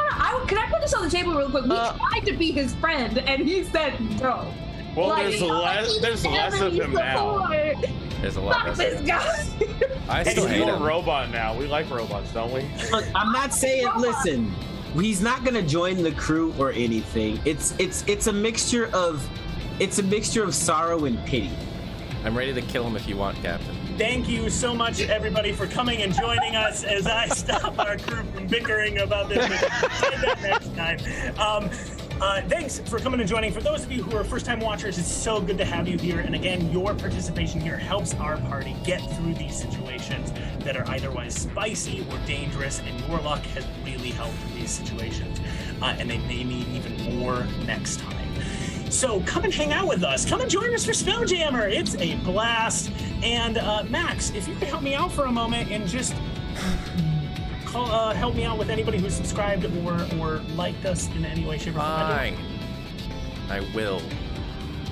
We got a pretty short. He doesn't want to. I don't want to. So we got. Max is hanging by her fingers into the side of a yawning void, ripping her into another dimension. But she is going to shout out our new followers. Yeah, that's right. That's right. My soul is being currently ripped out of my body for this interstellar highway system, but we've got Bunny Hearted with the follow yesterday. I don't think they're here right now, but thank you so much. If you ever see this, thank you so much.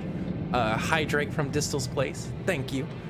We got Majestic Goose Network with the raid. Thank you guys so much. Woo! The Hydrate from Quad. Thank you. And Hell is for Hero with the follow. Thank you Oh, so yeah. much. All right, everybody. Thank you so much for joining us. We'll see you next time. I know that we may take a hiatus for a second next week. We're gonna have a conversation about that after this, just for a second. But we'll make sure we announce that in our socials. Otherwise, stick with us for our next episode when that airs, as we will see the conclusion of the Unraveling in one way or the other. And with that being said, also join us for Mondays. That's where our Fates End games happen. Those are a blast. It's been a 2-year-long campaign. They apparently just held a funeral after, I think, one of them maybe? No, nobody actually, I don't think, died from the dragon, but I know they just beat up a very dangerous adult dragon, and they're like level 17 or something like that. It's insane high level. Level 18, I guess. So go and check them out. They're on Mondays, starting at 7:30 Central, if I recall correctly. And then if you can... Yeah, you're right. I was just saying yes. And if you want to join us, we're at 8 p.m. Central, 6 p.m. Pacific, 9 p.m. Eastern. Yeah. Anyway, thanks so much for joining us this evening. We'll see you all next time, and let's shoot for the stars. Yeah, so stick around. We're gonna raid somebody. Yeah, we're gonna go ahead. I think tonight we're gonna rake Dork Tales. So stick around for that. Bye, guys. Bye.